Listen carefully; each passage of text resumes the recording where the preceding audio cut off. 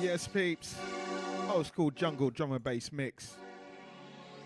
Part 30. Mixed by myself, DJ Redlock. Please like and subscribe. Turn up the bass, turn up the volume.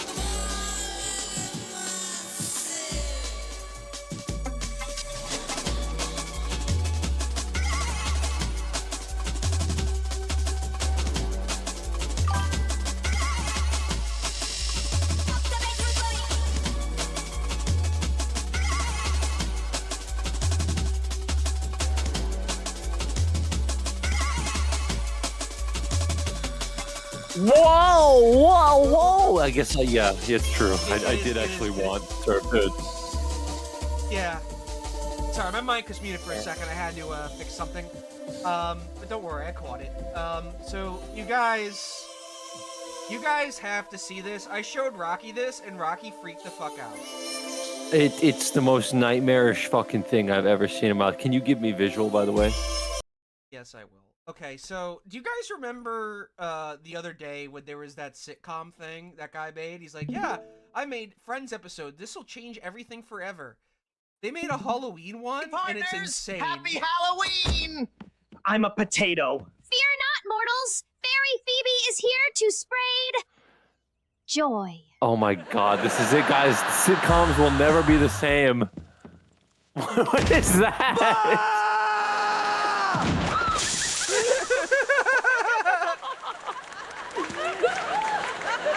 We have to take time out for this. Always. What is that?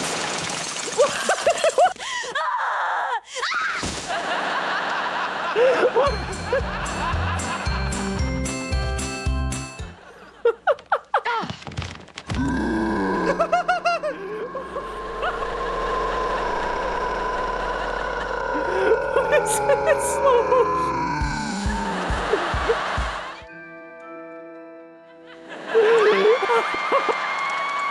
Oh no! Not the dark! The spirits are here! Don't worry, I'll protect us.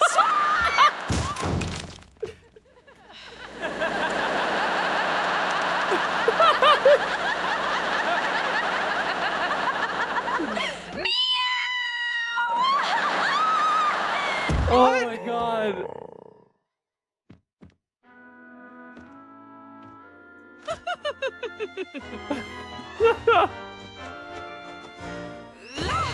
Where are they even borrowing the resources What's from for everyone that? doing? I Ready for don't some know. trick-or-treating? What are these creatures? Scariest costume ever, right? I'm terrifying. Okay, everyone, let's try not to actually scare the kids. I thought I was gonna be I'm Batman! Oh, what is that? I like how it shifts the focuses constantly. Oh, God! Yeah. Halloween.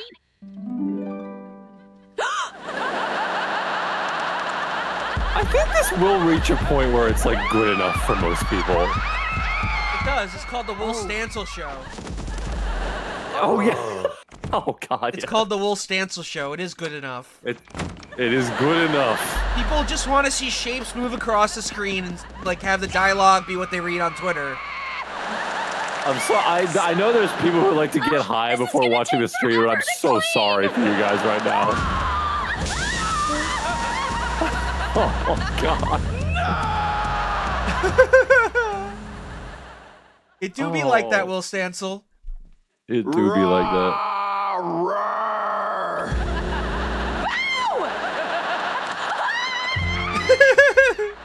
Oh god.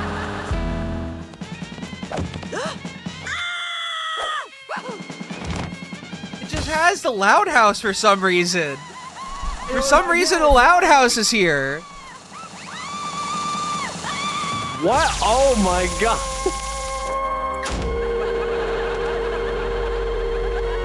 Jesus. I meant to suck your blood.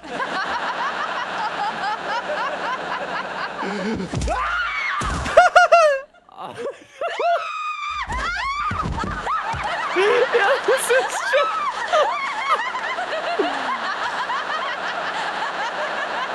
There's just clones. There's clones of each other.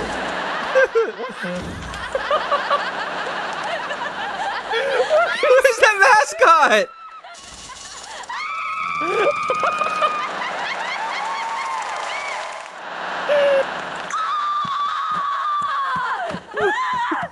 Oh, Chandler, you big baby! It's all just a little spooky fun! Chandler the Rabbit. Oh yeah, there's Chandler, my favorite character. It's Turnip Man. Could I be wearing any more clothes? That's my line! Happy Halloween, everyone! Ugh. Ah, she went under the table. Oh.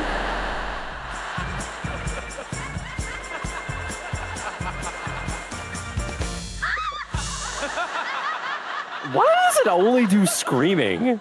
Wow. What is that I thing? think he's very mysterious. Okay, well, oh. Dude, we can't look away. I feel a I can't- dark I can't. presence. What's that noise? Oh, there's another person.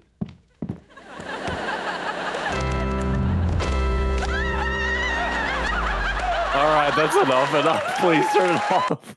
Okay, goodbye. Put that link I sent you on. I was watching David Lynch's commercials last night. This is actually good. This is actually good. Adidas. Where is it? Oh Through man, here? I could not stop watching this.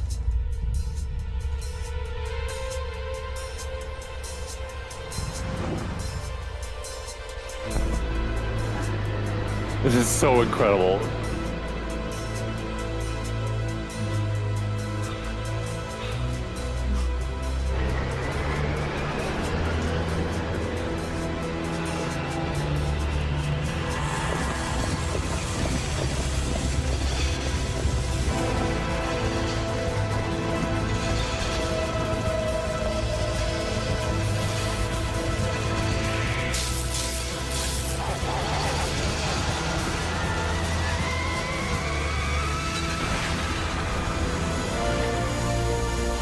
my god.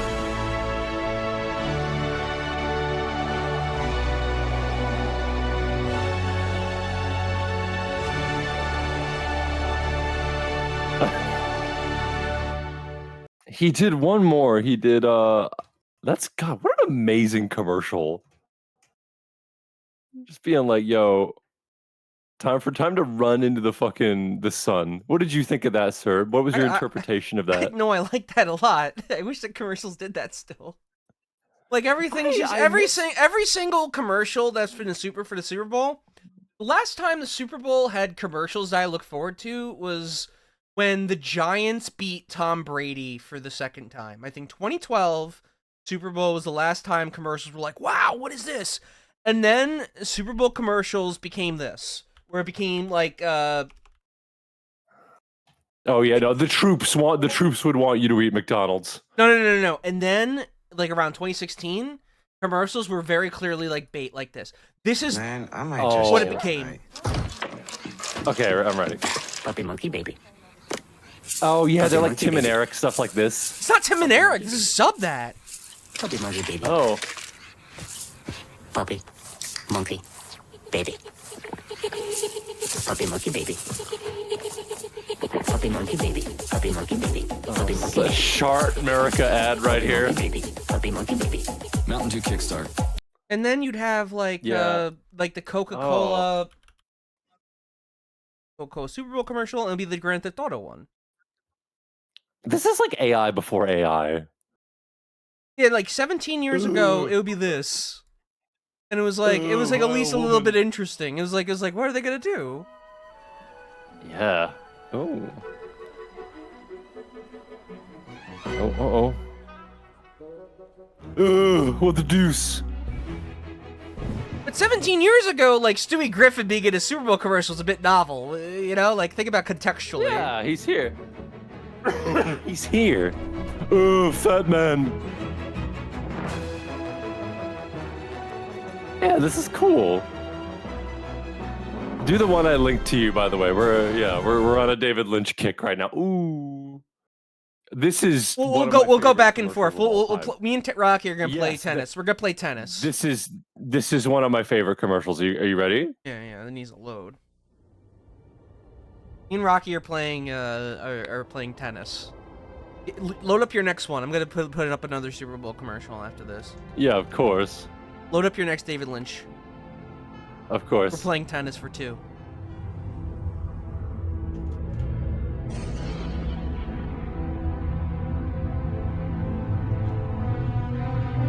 Trying to think. I got one. So good. I got one specifically from like the Giants Super Bowl.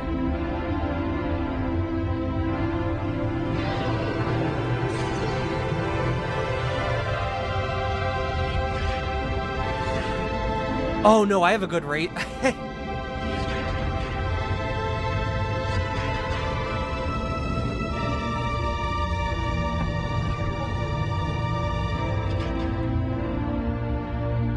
Oh, look at that.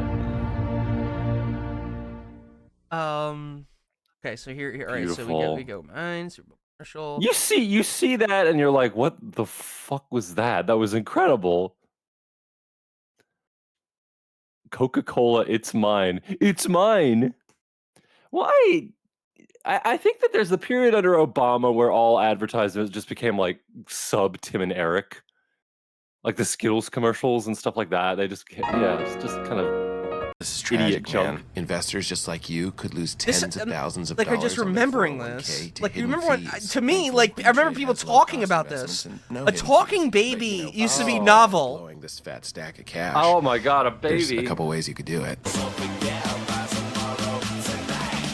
Well, this isn't the original. No. This is Obama-fied. This is the original. They Obama-fied him. You include either age. 2008. This is the cultural context here is that the Giants just like the cultural context. And Rocky, can I explain something sporty to you for a second? Of course you can, absolutely. Okay, so Tom Brady and the Patriots were about to do the first perfect season, and this New York team with a guy that looks like he has fetal alcohol syndrome, Eli Manning, who constantly looks slow, limps into the Super Bowl against the juggernaut Patriots. And they pull off an impossible come-from-behind victory and cuck the Patriots out of having a perfect season, an infamous 17-1 meme within the sports community to say the New England Patriots like super juggernaut teams. So towards the end of the game, when they won, I remember the post game, this commercial in the heat of the moment when the Giants were doing their winning drive and all that stuff. This commercial was there. So this commercial to me is in my head permanently about like Super Bowl commercials. I'm not trying to micromanage your finances, but I will tell you that my E-Trade savings account 2008 though. 8 times the national average. So. Probably hard to direct a baby to do this. The boys it's crazy that they got a baby to do this. Coin. I was like, I'm ready to clown, and I did. That Bobo here, and I really underestimated the creepiness. Earn 8 times the Contextually, this was something that people would email each other in this time period, like for their failing companies. Yeah, you know what I mean? Like, think 2008. Think about it. Do you want to see like a pivotal like ad that I remember from like my childhood? Is this one? You tried these berries and cream starburst? Pardon me. What kind of starburst did you just say? Oh, do you want to see something to me? Berries. Oh, berries and what pivotal. else? And cream? Berries and cream. Oh, hurrah! Berries and cream. Berries and cream. I'm a little lad who loves berries and cream. Berries and cream. Berries and cream. I'm a little lad who loves berries and cream. Vital. Rejuvenating, even. Remember 2007? Oh, it's Dimitri Monroe. This scared me as a kid. Oh, I don't like this at all. Ew, oh. Oh, he's a little lad, being a little lad. Ooh. Do it, you bitch. Oh. Respect the pouch! Respect it! Respect it! Alright, do the other ad I linked you. Yeah, then we'll get to the game. We'll get there, but I wanna ease myself in because I'm feeling. Yeah, good. I know. It's fun playing tennis for two. It is fun. I do like it. Titty for tat.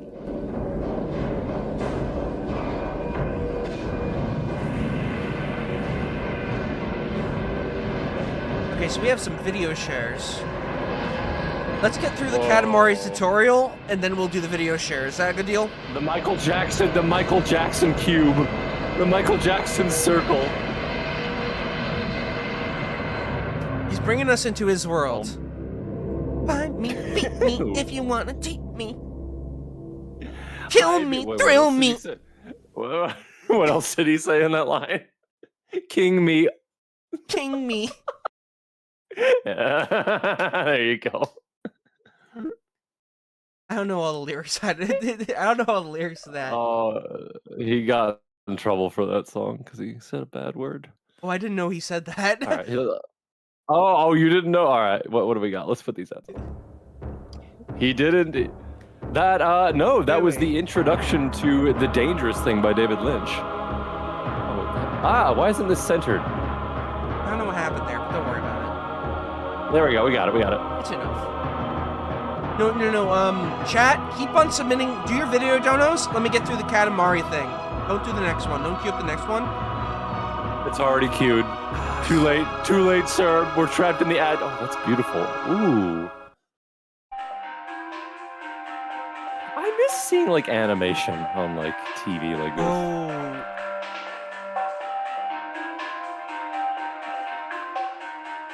I know there is a really bad one. Sir, can I before we do what the fuck is this? Before we do Katamari, can I show you an ad that is like a core memory? Guys, what is the worst theater ad? I know there's one that people are thinking. It's with the one where people are doing the catchphrases for movies. Is it Regal?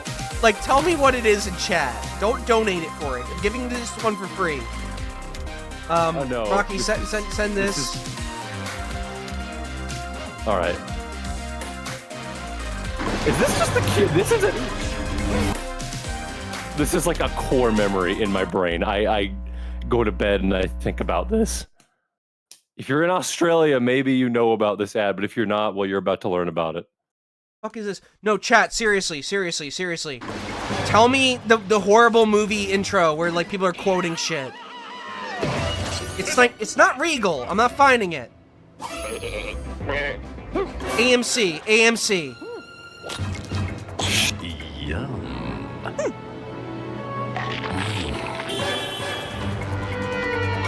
You gotta keep this thing above 50 or it's gonna blow! Look, Barry! Just listen to me, Barry! Can I tell you the funniest thing? Listen to him, Barry! Can I tell you the funniest thing about the movie Speed? I always laugh at every time. Why did they kill off that one woman for no reason? And they just have her like die, like she jumps off the bus, and then they just film her getting run over by the bus. Sir, I must tell you, I've never seen Speed. Hey, you've got to steer this thing too. You should. It's good. I like Speed. All right. I don't have bad taste in movies. I just don't see many of them. Oh, that looks tasty. Hey, Gav, got 2 bob? If you like Point Break, you'll like Speed. Hey, buddy, is that vanilla? You want to buy a bit?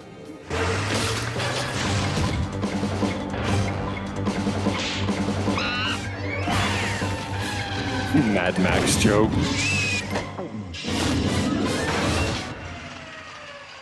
Hey, wasn't a bomb meant to explode? Okay. Oh my god. Wow, what a blast! It's like new Go Gorilla Mix. Seriously rough stuff. Don't validate the parking for the next video yet. Where was I? Oh, say so AMC intro. Well, commercials used to be productions in Australia, and we were very proud of our little animation industry. You know what? I think Australia has some really good ads. No, it's not this. No, it's like a bunch of people walking into the theater and they're like quoting shit. Regal Cinema's intro. God. It's awful. It's awful. I need to find it. Do you guys remember this awful commercial of like starbursts coming out of like the screen? So I got that going for me. I think this is it. It.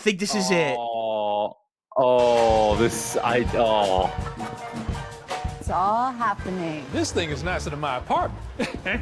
Surely you can't be serious. I am serious. And don't call me Shirley. I seriously hope you guys don't do this. We need. I got that going for me, which is nice. Mr. Musk. That's gonna leave a mark. She's beauty and she's grace. So that just happened. It's not a man purse, it's called a satchel. You can't sit with us. So you're telling me there's a chance? Obama. I know it was you, Obama. Fredo. You broke my heart. As if you sit on the throne of lies. This is the beginning of a beautiful friendship. Oh, fuck it. Put on the PS2 David Lynch advert. We gotta palate cleanse it. Okay. Have it? Oh, that's bad. You have it. Put on PS2 David Lynch. Oh, that was that. I think when you go to the ad, like the cinema, and you see like local ads, like I've seen one for a jeweler like 50 times. And the one thing I noticed is the ads have Cantonese subtitles now. That's fine.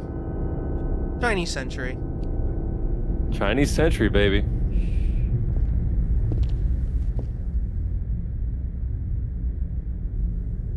They were really onto something when they were giving David Lynch commercial work. It's a lot of his imagery in places you wouldn't expect. They should bring this back. They should. Commercials should be good again. They should be. Whoa.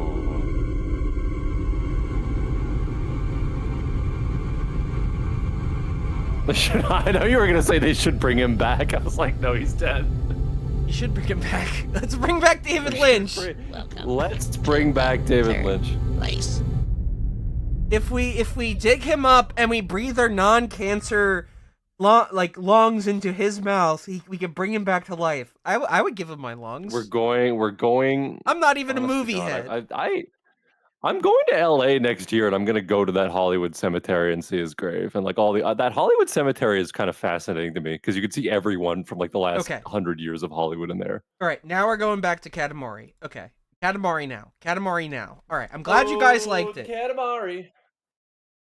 Katamari by the sea. I played a little bit. Katamari. I played a little bit of this. Honestly, I like it, but I'm looking forward to seeing how you feel about it. They're gonna see a save data there. Okay. There is going to be. Can I have it in 30? Can I have it? Can I have it in 30 FPS as a treat? Thank you. Bandai Namco. Reno game. You are going to freak out when you hear what the OST sounds like. By the way, We will. You get are videos actually. if you send them in. Don't worry. All right. No. We're gonna do it after the tutorial. We just have to get to what we advertised. Don't worry. Yes. We respect our fans, but we also gotta.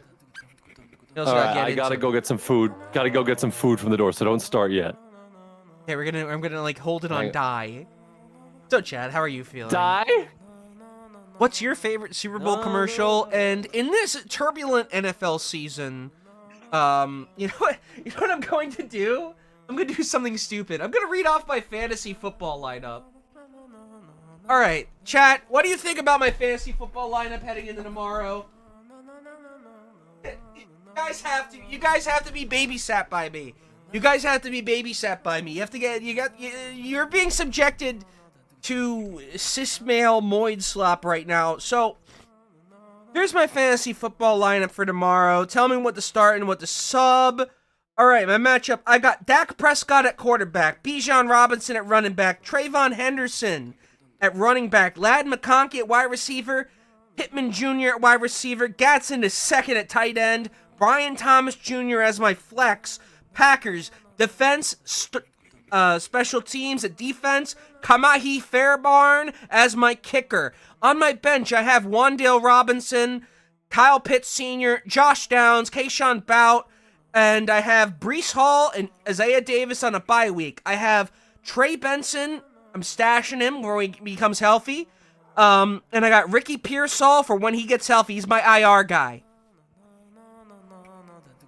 I have Quandale Dingle on my bench. Herb, stop. It's over. Just realized you'd be a great sports announcer.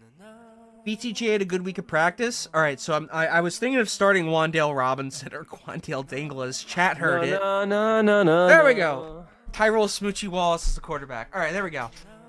I read off my fantasy lineup while you were gone, asking people for start and sit. I had to fill time. All right. That's where I'd win, because the game's on tomorrow, the big game. The big game is happening? Oh, God. Here we go. We have to watch. You always gotta watch the intro.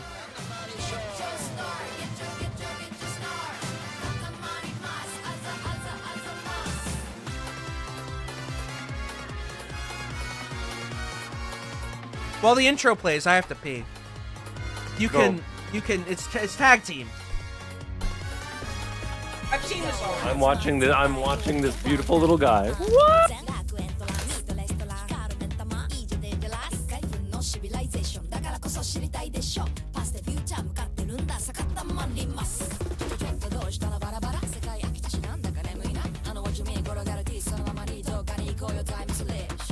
Whoa.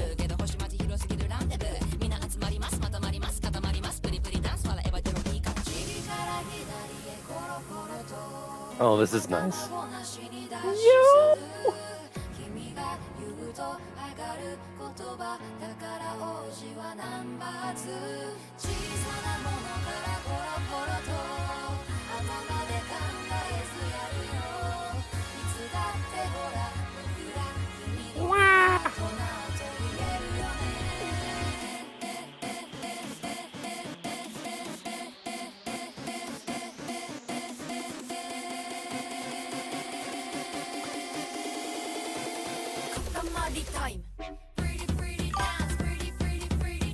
So funny that you get to just have nice things like this if you're like a kid in Japan.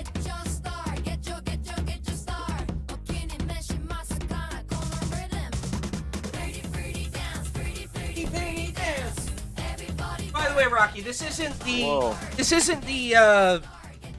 OST I was telling you you're gonna freak out at. Oh, okay. You aren't gonna freak out at this yet. All right. I really don't want the magnet to be a mechanic in this game. It ruined Katamari forever for me. I think they implemented it pretty decently here. I think their level design's alright. But I'll show you and you'll see. Okay, I'm ready. The great cosmos, a world of mystery. I'm glad they got a similar announcer for this, similar cadence to the older ones. They've always had a good dub. By you and me, him and her, by mom and dad, and everyone else. It's always felt perfectly ESL. The king of all cosmos. Yes, that's the key to it. King of kings. Even in the face of various perils, our fabulous king has come to the great cosmos' rescue. Alongside his highness's son, the prince, time and time again. 'Tis a story of love and peace, parent and child, and Katamari and soul across the whole wide world. A story called Katamari Damashi. That's Shock Gonslin from Seeking Derangements. And even today, I love the way they draw the pandas. Yeah, the weird pandas. Royal abode. 32 minutes. We're just starting, but that's because we had an awesome We had a start. beautiful intro. It wouldn't be K-Zone without it. This kind of feels like Parappa the Rappa, where it kind of feels a little bit ESL, and that's why it's good. Yeah. Like, you know, like the actors pretty obviously, like, English is not their first language, and like Parappa the Rappa. They can enunciate pretty well, but like something's off. But that's what makes it good. The character of Joe Chin in Parappa especially is like a Japanese guy speaking English, and it's very striking. It makes it good. Like you can't. I honestly think that, like, okay, listen to this music. Listen to this. Okay. Oh God. Dude, the direction they decide to take for this is insane. Is this that song that everyone got mad at? I don't know, but it sounds like it.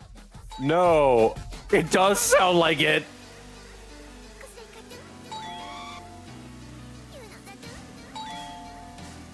Dude, no, it is so coded. Like, it's so unmistakable. It's insane. Wait. Oh, it's like that, huh? It's like that. It's like that, huh? Oh, let's go. Sure, why not? So wild. They have to have known, right? Yeah. I didn't think they'd do this in this calendar year. Yep. No, I know exactly what song they're trying to sound like. What is it? You don't know then. Yeah, I'm lost. Good. It's the viral song with the little girl dancing, right? Yeah.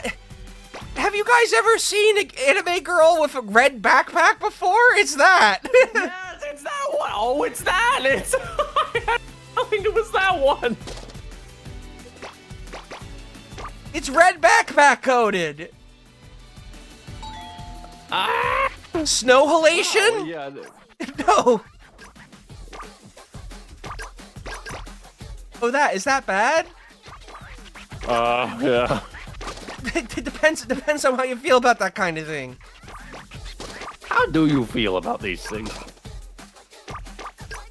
The intro was. The lead singer is. None of us are weebs, sir. Yes, you are, or else you wouldn't be here. Kimono friend zone. Now let me do my Prince dash. But yeah, like, how jarring was that for the creative direction of Katamari? And I was like, oh wait, this is what? This is the direction. It sounds different now, but it's not the only song that does that, by the way. I'm excited.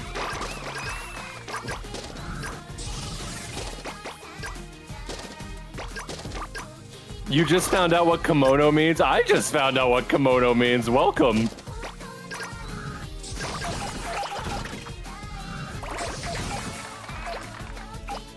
There's like 5 songs where they use this like lead singer. It is so wild. Very funny. It's very funny. Oh, pick up the big cola.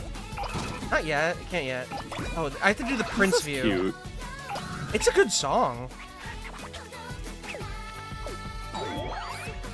Do this. All right, there we go. I gotta be honest, I like the channel, but I have no idea about most anime. I have literally no idea what you guys are talking about when you talk anime. That's good. That's fine. That means you can eat around it. Yeah, there is. I always think like there has to be a guy who watches this stream, and it must be like we're speaking French. But whatever. There's a value. No. It's fine. If it means we're doing something right, if they can eat around it. Yeah.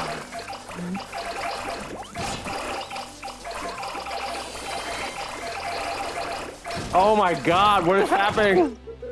I don't really like power-ups, but like as I play through this game, and here we go again.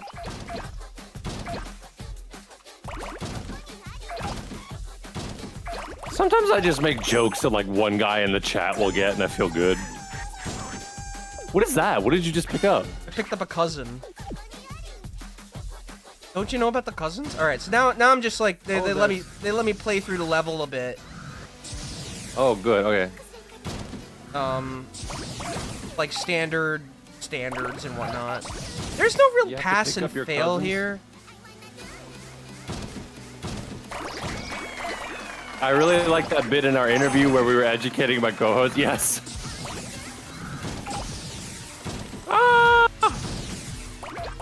Can't really get too big here. They don't really lay out too much in this first level, but like the other levels are better at it.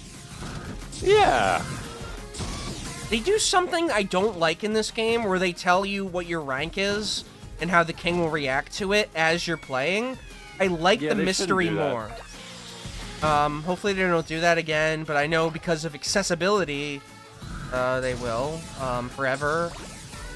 But... Oh, it's because of those goddamn SJWs. It's not because of goddamn SJWs, because they want to, like, they want to round all the corners, and it annoys me. They discover things. I bet the prince has pronouns, too. Origin oh, shut up. I'm fucking with him. Unearths a peculiar scroll. No longer I hope there's banana moments. His Highness began toying with the scroll and showing off various tricks, twirling it round and round. This trick and another trick. Oh, what a talented king! He performs marvelous tricks. Then, for the grand finale, His Highness... I like having an abusive dad I can't please. With it's funny. Force, the scroll soared, crashing through the ceiling, ascending through the clouds, obliterating all in its path. Higher and higher it flew.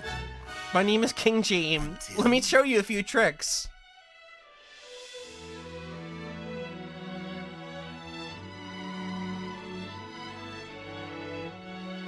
I like that the prince is just tiny and his dad is enormous. That's like how you view your dad when you're a kid. I told a friend that I think in the next game they should have the prince be the new king and have him be an adult, and he's still just the same piece of shit as the king is. I feel like that'd be kind of nice. Like I feel like it'd be. He's also kind of a jerk, but it's like, written a little bit differently. Mm. And like the new prince is called the child. I think that's perfect. That would be really cool. Yeah, no, like imagine like the king, but he's green. He's a little bit more bisheted boy. Hailing from. It is really weird that this became a franchise. They didn't wanna. No, it's like this. Because I know the creator wanted to design like playground equipment, but obviously it was too like unsafe for kids to use. King of all cosmos. Do we read this off, or do we just like let it like just let it play. I just want to talk. I just want to talk to you. Yeah. Let the chat read. You can read. It's not too hard. The But we're not original gonna game skip is in the it. Museum of Modern Art, by the way. Yeah, that's. I mean, it should be. This kind of like feels. You go back to the 90s, and there's kind of like this attitude that, oh yeah, games can just be anything. I really want to get into the Sega CD and like dig into that library. I did for a little bit. That was a good stream, and that was like, that's not even like a tip of the iceberg. I love that when I made my own Marky Mark music video, I might upload that video. Oh yeah. Oh my God, yes. Sir, can we hear a King of Cosmos voice? Well,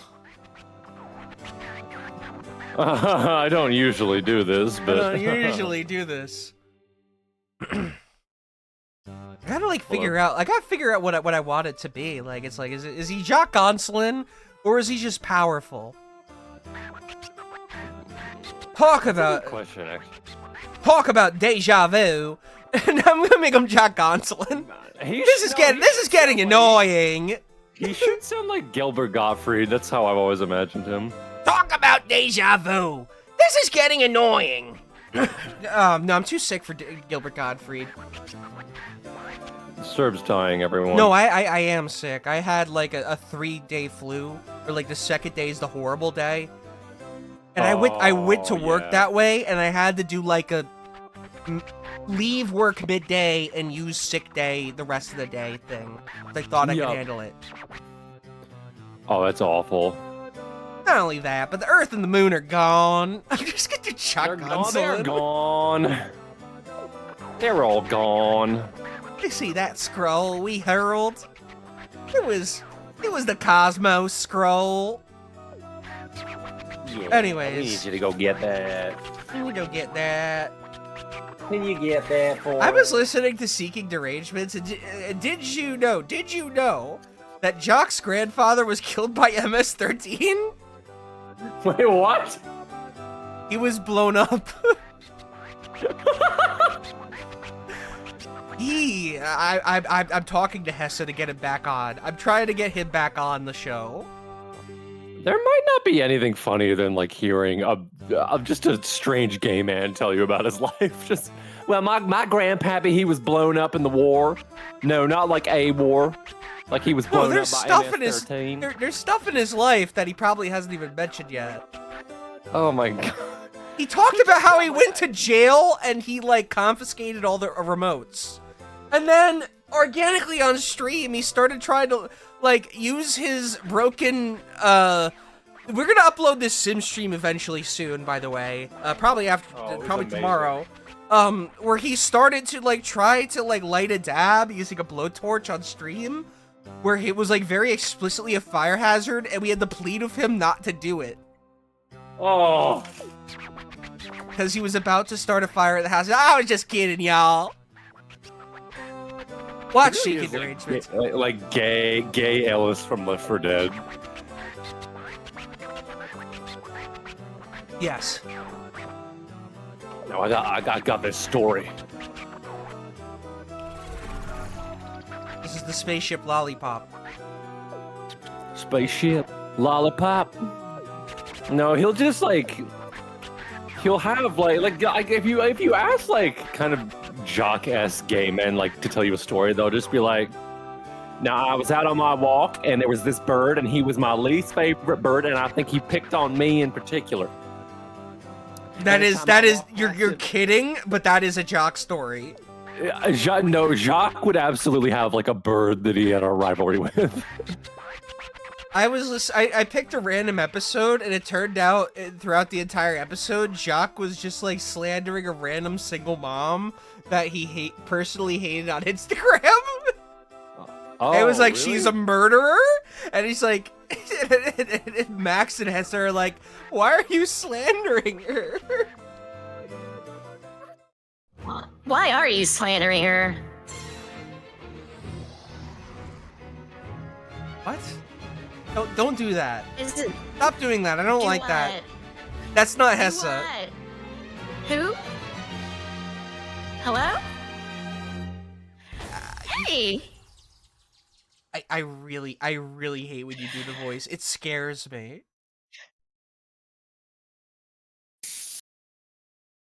Oh, I see how it is.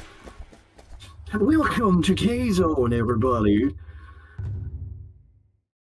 Anyway. And that's how Jock learned his lesson about fighting birds. There you go. No, it's finally happened. We're being ignored. How can we believe in anything anymore?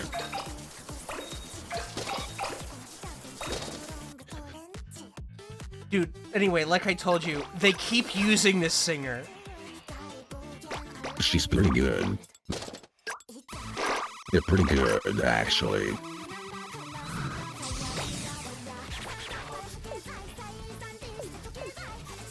Silence.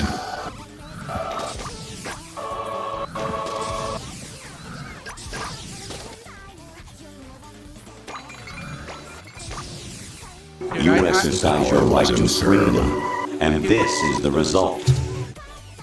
Dude, that's insane, the range that what you have of that thing is. Press the power button, sir.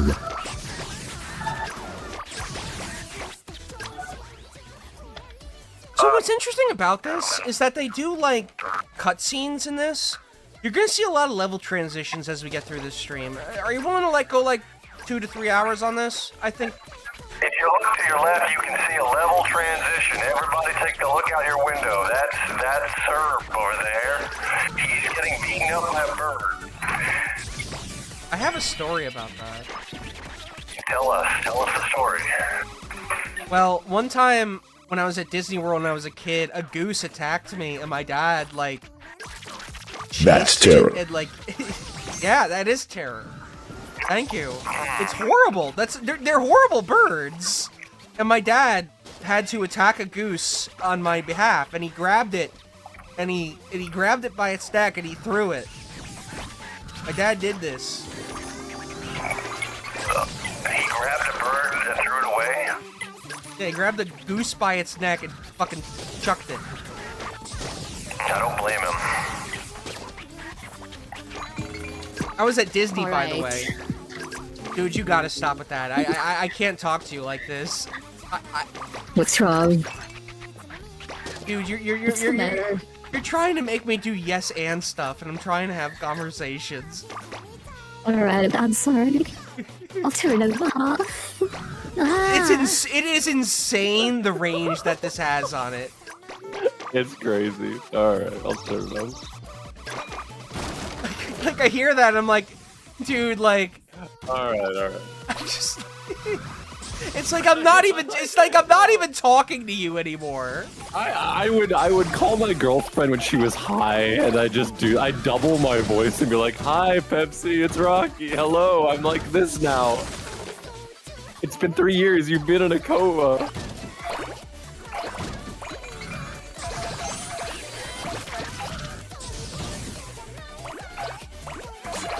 Oh, I have this. I could do a lot with this. Trying to convince your girlfriend when she wakes up that she's been in a coma is like a really good bit of gaslighting. Demons out! Demons out! That's your banana. There you go. It literally did sound like Schmorky. I'm so sorry. Jesus, that's awful. I think Schmorky's dead. That's wishfully thinking. I was about to say canonically, but then I was like, oh wait, no, they're a real person.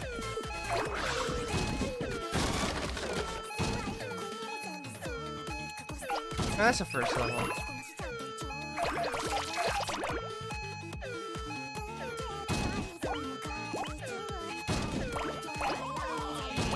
We're already S rank. You see, this is why I don't like it, because it's like, oh, I know I'm S rank, so where's the motivation? There's no hustle when you know, you know? It doesn't push you. When there's the uncertainty of like being like, am I gonna please the king? It pushes you to go a little bit further. Man, I think about how Mike Nelson from MST3K was like playing games with low tax at one point. He was. That was so weird. That's so fucking weird. Yeah. What a strange like thing. How was this pose? Is it pleasing to the eye? Yes, master. Yes, master. Maintain the cool aesthetics of us. You must take note, Prince. Oh dear, we forgot all about the Katamari. Do our eyes deceive us? What a large Katamari.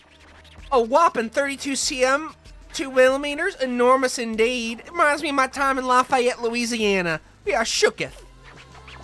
This Katamari is not only large, but also certifiably stylish. It's cousin Lalala.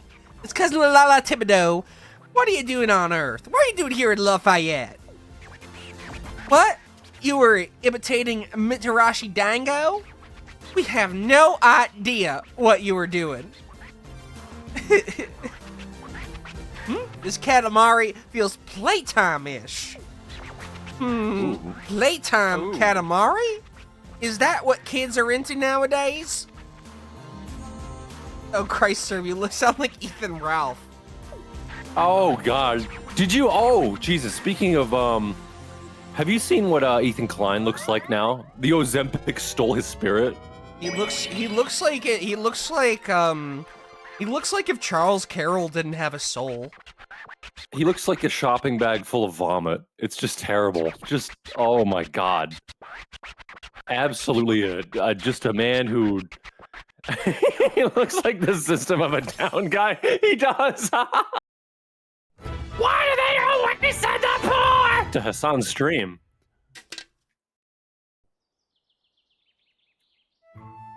Oh man. No, he just looks like a deflated balloon. Like a plate of curry that's been left in the fridge for 3 days.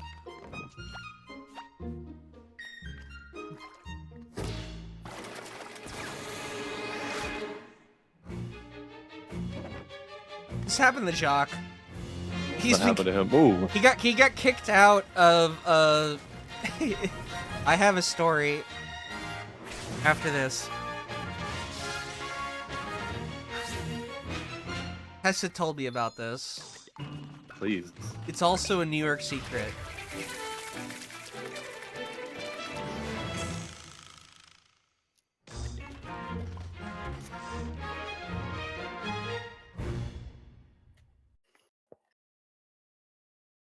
Okay, so Jock got kicked out of the Margaritaville in Times Square because there is a landlord rule for that building that because he is a like hardcore Hasidic Jew, that the building has to have a synagogue.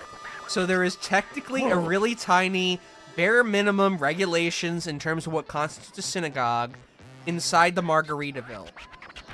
And Jock asked to see it, and the thing is, it is the equivalent of like when you're in Facade and you say the word melons. If you ask to see the synagogue, they immediately kick you out. You walk in, you're like, can I see the synagogue? They're like, no.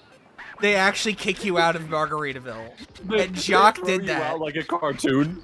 They actually throw you out. Can I see it? And that happened to Jock. He's like, can I see the synagogue? And they kicked him out. They actually automatically kick you out. You're like Superintendent Chalmers. Can I see it? No.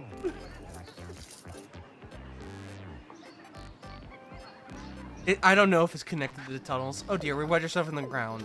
All right, we gotta walk over there. So now it's just like an overworld thing. Sir, have you ever been drunk in an airport? Do you know how good it feels? Honestly, I mean, every time I go to the airport, I get drunk. It's lovely. Well, I mean, when you have the personality type, like, you don't have the red flag where you miss flights. That is such an absurd thing. Like, you have your airport beers because you're there like 2 hours early. I mean, they make their money off us like that. I've missed one flight in my life, and it was when I was leaving Japan. And I had to stay for like, and I had like something like 12 hours I had to kill, so I just got really drunk, and then I slept in a capsule hotel. And I crawled into the pod, and I fell asleep, and it was beautiful. And I was just walking around listening to like White Light from the Mouth of Infinity by Swans, like all night. You get one. And, like, You get one. You legitimately get one. Oh no, I have to stay in Japan. We'll customize a cousin later when we have more customization up. We're gonna make our own later. We're gonna make our own cousin. No, it was beautiful. It was lovely. We need more body types to make a Serb cousin. I was sulking so hard because I missed my flight, and I had to like call my mom from Japan. That's fine. That's fine. I would love to stay another day in Japan. Oh, it was ideal, really. I do not care. Oh, you must be the king. Tea is my life. Join spread tea. High class guests are coming soon. The only time I've ever like yelled at a person, like an airport worker, is when I like almost died on a flight because I thought the plane was gonna blow up or something. Did I tell you about this? No. Last year, when I was coming home from Montreal, I was flying home from LA, and the left wing of the plane, the left engine started sparking. That's real. They had one of the engines fail. That's real. Yep. Honest to God, I thought, okay, this might be the end. We have to, and we turned around. We had to go all the way back to LA, and we had about 3 hours. So I said, I'm gonna watch Lord of the Rings: The Fellowship of the Ring, and if I die, I'm gonna have that be my last movie. Oh my God. Okay, I have a counter story.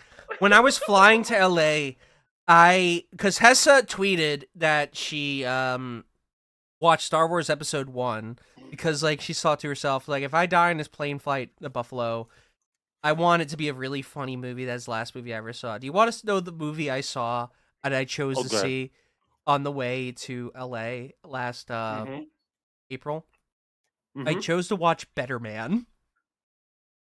That's a good one. Oh God, yeah. But here's the thing. I watched it, and as you know, I watched it. I was like, dude, Robbie Williams is awesome. The monkey movie. No. It's like, oh, this guy's sick. That's like an ideal watch on a plane movie. It is such a good man. It really was. It was actually a good movie. I'm trying to think of best plane movies to watch. I think I had one 12-hour flight to LA, and I watched Scarface, Apocalypse Now, and I don't know, a couple of other big chunky 2-hour 40 movies. I feel like planes are best. Like it's best to watch like a B-, C+ movie, because when are you gonna otherwise watch them? Yeah, you're gonna watch like a comedy with Vince Vaughn or something when you're on a plane. No, a little bit better. That's like C-. Yeah, that's a C- movie. You'll know it when you look through the airport thing. Like, don't watch something that you could stomach at home. Watch something that, like, you feel like it's like, okay, I'm a captive here. I'm trying to think. Yeah, when I think about, like, you know it when you're there. On a plane. This is very dumb, but I actually. Oh no, when I was a kid, I distinctly remember I watched Spy Kids 3D like 10 times on a plane, and the SpongeBob movie. It was early in like the concept of like plane movies, but when it, like you remember when JetBlue was the only place where you could do that? Like that was the only place. I've never flown. I've always flown on Qantas, so. You have different brands, but like for us, JetBlue was the first. JetBlue was the first place we could watch movies. And you know what movie? I'm going to. Can I after this? Can I show the trailer of the movie that I watched? You absolutely can. So people can know. Like it is such a specific movie. It's very Serbcore too. No, I distinctly remember watching Snakes on a Plane and thinking I was so clever. It's in that tier of like movie in the zeitgeist. Like C tier, like the first meme movie. No one remembers Snakes on a Plane. It's not a good movie, but also like, you know. It's close. It's close to that, I would say. All right, I want chat to like air your predictions. Air your predictions. I want to see your predictions. There is a chance one of you can get it. I legitimately think so. I just kept thinking about that. I was watching. Think Serbcore and like think around, air it around. 2008. 2008 Serbcore. What do you guys think? Oh, I watched Midsummer on a plane, and my dad was right next to me, and the weird sex shit started, and he was just staring at the screen, and I thought, oh God, no, Dad, stop watching this, Dad, please. I had a bathroom seat. I had a bathroom seat as well. So everyone who's lining up for the bathroom gets to just he's making that fucking face the king is making right now at my fucking screen. Okay. I'm gonna get the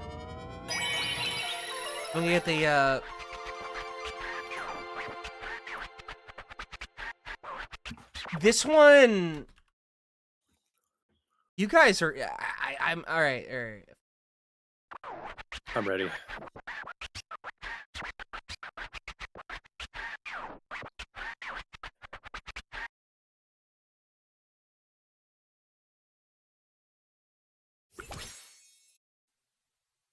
I'm not ready. Oh my God, what is this? If you believe dreams can come true, if you believe underdogs can become champions, if you believe in miracles, then you've seen too many sports movies. Dreams. What the hell? What? The washed-up coach. Name's Lambeau Fields. With one last chance. All right, let's close our eyes, bow our heads. Okay, you can open your eyes again. The underdog team of misfits. Oh my God, this is the most 2008 movie ever made. Violence is not the answer! They had a character named iPod in it. And the bartender from Philadelphia, whose only dream was to play ball. I'm just a bartender from Philadelphia whose only dreams are to play ball. This fall, from the producers of Wedding Crashers. Oh my God, no, this is like 2006. Comes the movie that's brighter than Friday Night Lights. I just keep dropping the ball. I don't know how to fix it. More special than radio. Yeah, this is very like late Bush. Nothing can stop this kid. Then dodgeball. If you can dodge your wrench, you can dodge a tackler. Same thing goes for a firearm. The comebacks. No one's going home until one of you can knock me down. Okay, everybody hit the showers. 2007. Yeah, that's the late Bush movie trailer right there. Yep, I see it. And it was this scene. There was a non-verbal character relationship with this movie, I saw it on a flight on JetBlue. and you still think about it today. Yeah, this was the first movie where it was like the concept of watching a movie on a plane was novel. Oh yeah, Completely novel, completely like upper middle class, anything like that. If you flew on a plane like this, like damn, like we're chilling. we're really doing. Remember, like, you might not be old enough to remember the concept of like in-flight movies. Audible. Let's switch it out. Kind Like, it of, would always be- kind of. Yeah. We did, Like, where it maybe was they like had, like, they it was had a- projected right there, and like they had it, you just sort of watched. I like that better. I like that better too. Yeah, everyone is forced to endure like the same movie. If it's like Die Hard 2 or something.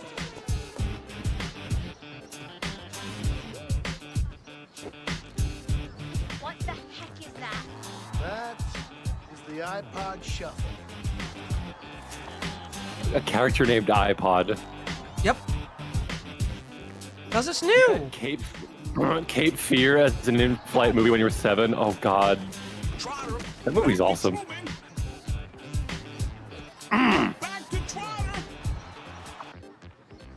Yeah, I think we had like the last in-flight movie I think I recall was probably like Dodgeball or something. And even then it was like getting phased out by that point. We were watching like SpongeBob or something.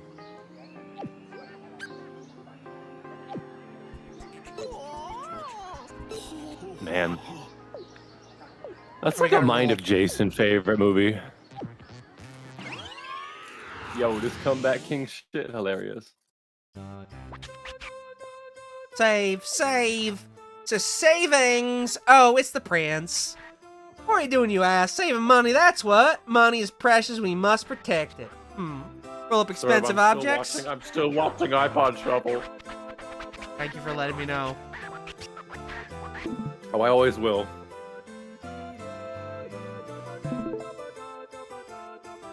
Oh, right up our alley. We can appraise items at a glance, anytime, anything, anywhere. Try yourself, the Prince. Time is money. Let's go. Make your custom cousin. No, we need to get more body and face types. We need more bodies, more faces. I know how to do this level. I know where all the valuable stuff is. They kind of like... The last in-flight movie that I watched was Dirty Dancing, and I was so drunk that I started bawling midway through it. Oh, man. I'm trying to think of other, like, in-flight movie tier, like, films. I think the Hobbit movies have that feeling.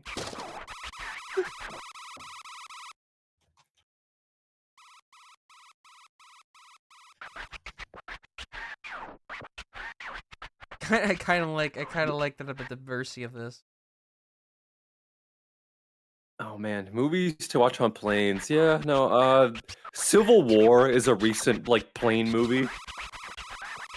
That's a movie you'd see on a plane and be like, wow. Makes you think.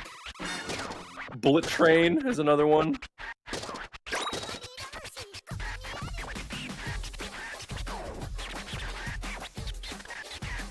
In the Hobbit movies, you can tell no one wanted to make them. You can tell that in the Star Wars sequels as well, especially like Last Jedi on. The final one, especially, where they all just look defeated.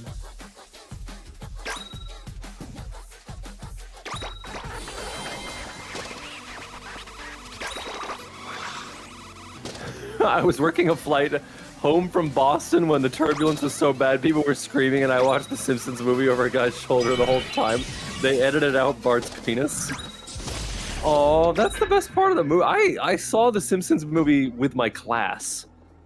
My entire class went to the movies and we watched the Simpsons movie. I think I saw that like 6 times, maybe.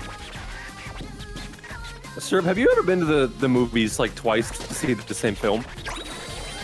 No, I've never like double dipped. I think I saw Shrek about 5 times in the cinema because different kids kept having birthdays. That's funny. What's your favorite birthday movie they've ever seen for like a kid's birthday? Mine, the funniest one is when a really autistic kid invited me to his birthday party, and we watched B-Movie. Oh man, that's a good one, favorite, isn't it? Okay. All right, I'll tell you. Are you ready? One that I wanted to go see more than anything, and this was my birthday movie. I got to pick the movie. Was Treasure Planet, Disney's Treasure Planet. I remember being so excited to watch that. I can't even remember if it was good. I watched it recently, and it feels like Disney made like a JRPG in like that weird sense. It really does feel like a JRPG. Like it feels like a Final Fantasy game. Oh yeah, do we have videos to donate? Redeem? Sir, are you like dying? Do you feel bad? No, not bad. Like I have like it's like a frog in my throat type bad.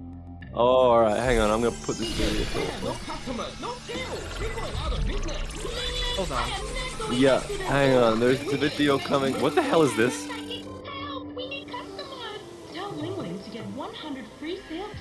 Replay this one. I wanna honor it. It's like doing stuff in the game. I wanna mute it for it. Yeah, take a break. No, like flash animated card like ads are just everywhere. Oh boy, that's racist. Or play that one at the end of it. I'm gonna honor it properly. Yeah, we'll do this one properly.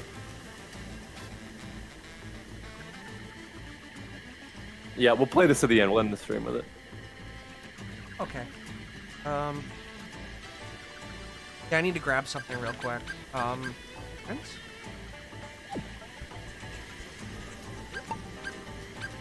Hold up.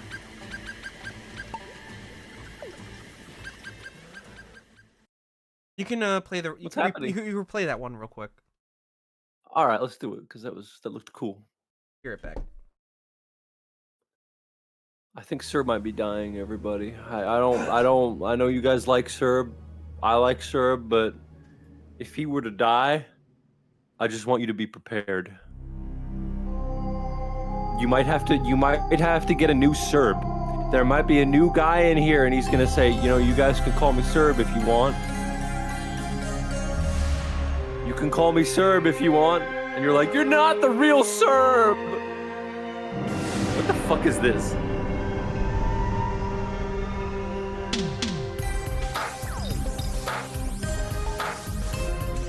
No. Sir, you need to leave. The hunger is never ending. The hunger is never Oh my god. Always thrilling till it burdens your soul and you fall into a bottomless hole.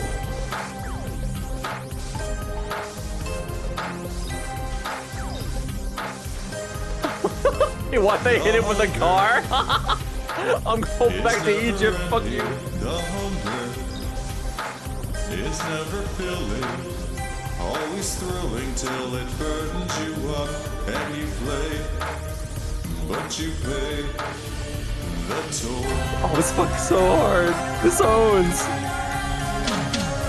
And you look into the eyes of the wall, black and cold, red and old. And you look into the eyes of the beast, and too late you beg for relief. And the all-consuming hunger devours and leaves you. And the hunger is upon the beginning and end.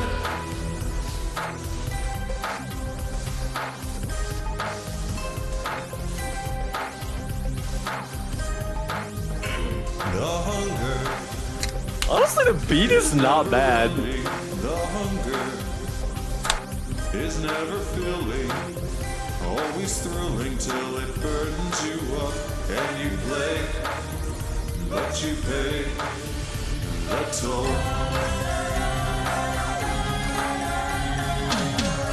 And you look into the eyes of the wall, black and cold, red and old. Oh man, if you're like the only goth in town, it must suck. And too late you beg for relief. And the all-consuming hunger devours and leaves you. And the hunger is The beat does sound like a mosquito repellent, you're right.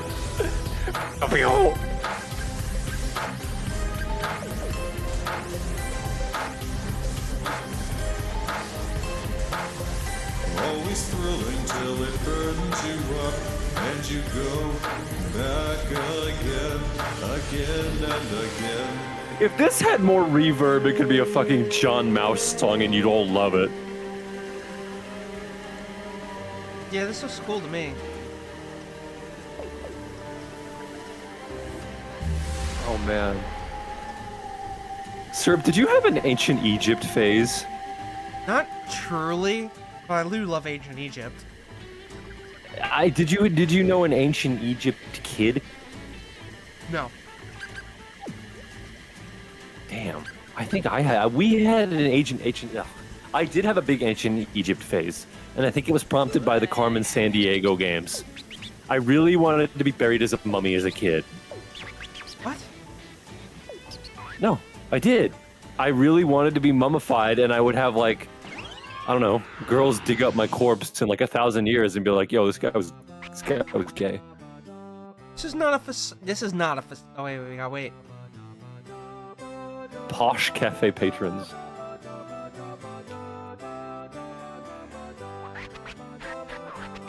I'm observing the credits for the Hunger music video. I know. See, I was never into Lego Gang Unit. I never was into Lego. I wasn't a Lego kid. I was a toy truck kid.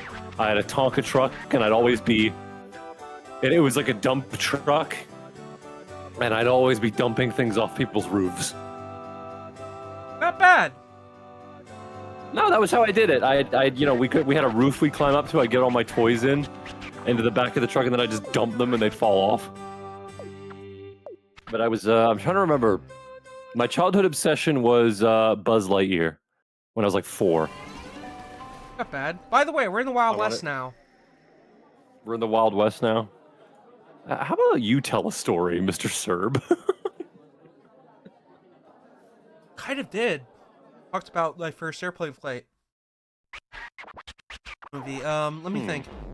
What's the first movie that you remember being obsessed with? And it's gonna be something fucking weird. Like, Days of Thunder. Let's go. No, when you were a kid. Days of Thunder. Wait. Your first? No, come on. Your first memory. I'm like squeezing your wrist, and I'm like saying Days of Thunder. No, when you were 4. Yes, earlier. It can't be Days of Thunder. Days of Thunder. The Tom Cruise movie Days of Thunder from 1990. Days of Thunder, yes, exactly that one. Directed by. I had my own VHS tape of it, yes, and I would watch it. There used to be like here's something I could look at. If anyone can it would strap to the back of a seat, in-car VHS player. Oh shit! I remember those. Yes. Strap. The main character of Days of Thunder is called Cole Trickle, by the way. Yeah, there was also a NASCAR driver named Dick Trickle.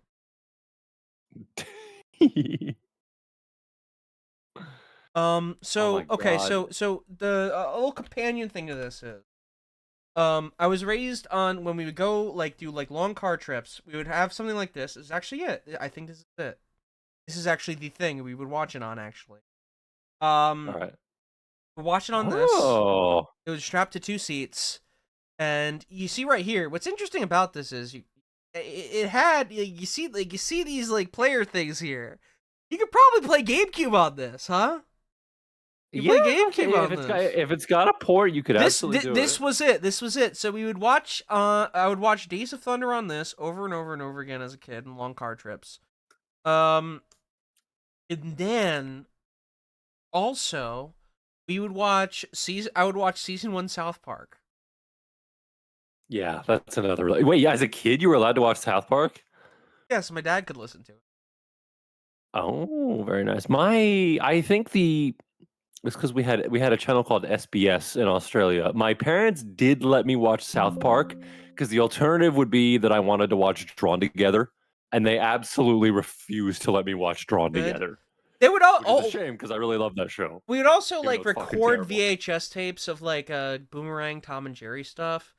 But it was before they would censor out all the blackface stuff, so I would have VHS tapes of the blackface episodes as a kid. Oh, I had those too. I had a VHS of Song of the South as a kid, and I didn't see anything wrong with it because I was 4. I think it was when I was 11. I had I went to a friend's house. No, I would have been about 13, and I went to a friend's house. He had an older brother who showed me Urutsuki Doji that he got from Blockbuster, and that was my first introduction to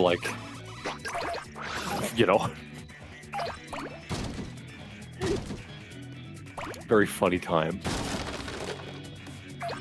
Yeah, no, like bad anime ending up in like the like cartoon section is like a very recurring video store thing.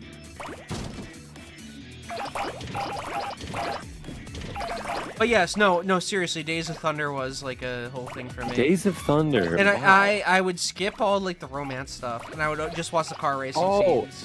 That was, yeah, fast forwarding through movies.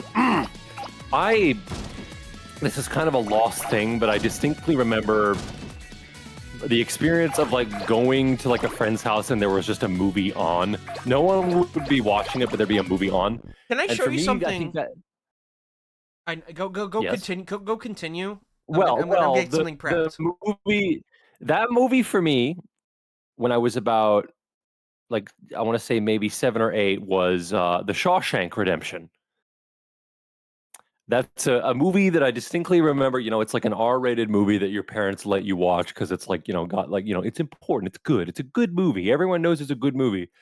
But I do distinctly remember watching The Shawshank Redemption about 50 times as a kid. Anytime it was on TV, my mom would just come in and sit with me. And we just watched the whole thing together. The other one was The Green Mile, which is insane that my parents let me watch that. All right, so I'm going to show you something. I'm going to clap right here so we can cut it out of the VOD and then return to it. I'm going to show you the one scene that I would watch over and over again in the car in Days of Thunder. It is very funny, and I can show you something in this that no one talks about. I'm going to show you the secret alien in this movie that no one talks about. But this is one of my favorite fucking montages as a kid. Okay, let me see. Okay, I'm gonna pull this rookie's chain. No, they played Shawshank on TV all the time. That's what I distinctly remember. That and the Paul Verhoeven movie Hollow Man, for some reason, are like core memories. He didn't nudge you. He rubbed you. In fact, like the teacher, like is racing. The reason that my mother thought I might be autistic is because we went skiing as part of a school trip, and I walked into the ski resort and went to the video store and just looked at the covers instead of going skiing. And my teacher was like, "You find this more interesting than skiing?" And I was like, "Yeah." Yeah, that was. My teacher was like, "Oh, okay." There goes the corner. There goes the panel. Oh wait, right here, right here. Secret alien. Oh, Surf's too busy watching Days of Thunder. He didn't hear my Hollow Man story. No, seriously. What the fuck is this? All right, hang on. I'm watching. All right, go back. Look right here. Oh, wait. I gotta show it to you. Wait. You gotta show it to me. We're gonna start over, and I want to see if you can pick up that there's an alien. All right, ready? Wait, okay. There's an alien. Yeah. All right. I've never seen this movie. You haven't? It is kind of good. Okay, I'm gonna pull this All right. chain. I like it a lot. I would love to watch it with you for the first time. You're wandering all over the track. When I come over, yeah, let's watch it. No, he didn't slam into you. He didn't bump you. He didn't nudge you. He rubbed you. And rubbing, son, is racing. Rubbing is racing. NASCAR always did take with you. You've always found it fascinating. I love NASCAR. Yeah. Look. I do find racing fascinating. Wait, what? What are they looking at?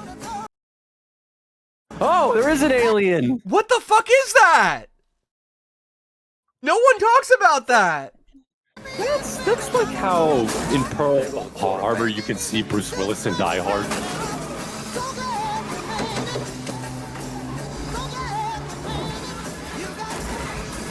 All right. Oh, I don't want to get spoiled.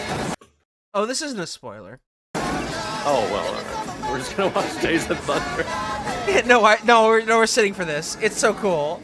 I love it. Oh, it's not even midpoint in the movie. It's early movie. All right. Well, we're still under attack. And I'll pause and I'll tell you about like things about this movie.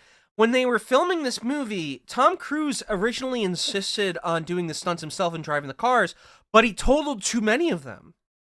So the workaround was that they had actual NASCAR drivers in roles that are called start and park drivers, where they would race for a few laps and then park the car and not actually race the rest of the race and get out of everybody's way. So for a lot of scenes in the movie, when it shows like the action scenes in the track and you see the cars up front, like those are like actually filmed within races, but they're only within the first few laps and then they fuck off. Because originally Tom Cruise was going to, and he wants to do this. He wants to make a sequel to this movie, and I think he's gonna. He should.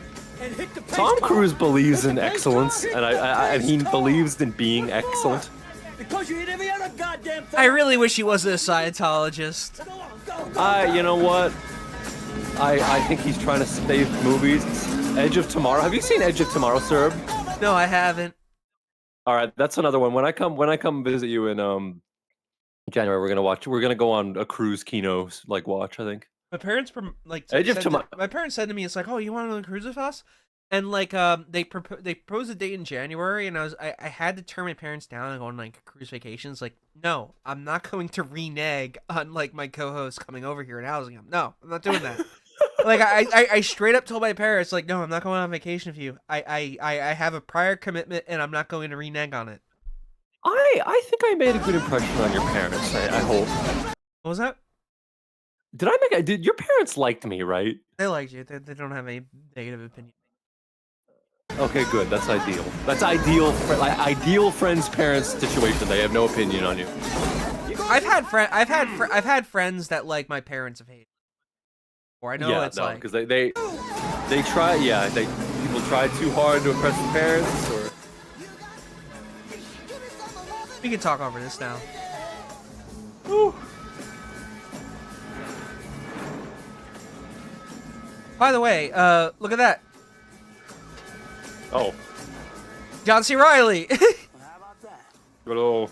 A sound we don't have to fix. During the era where he was a serious actor.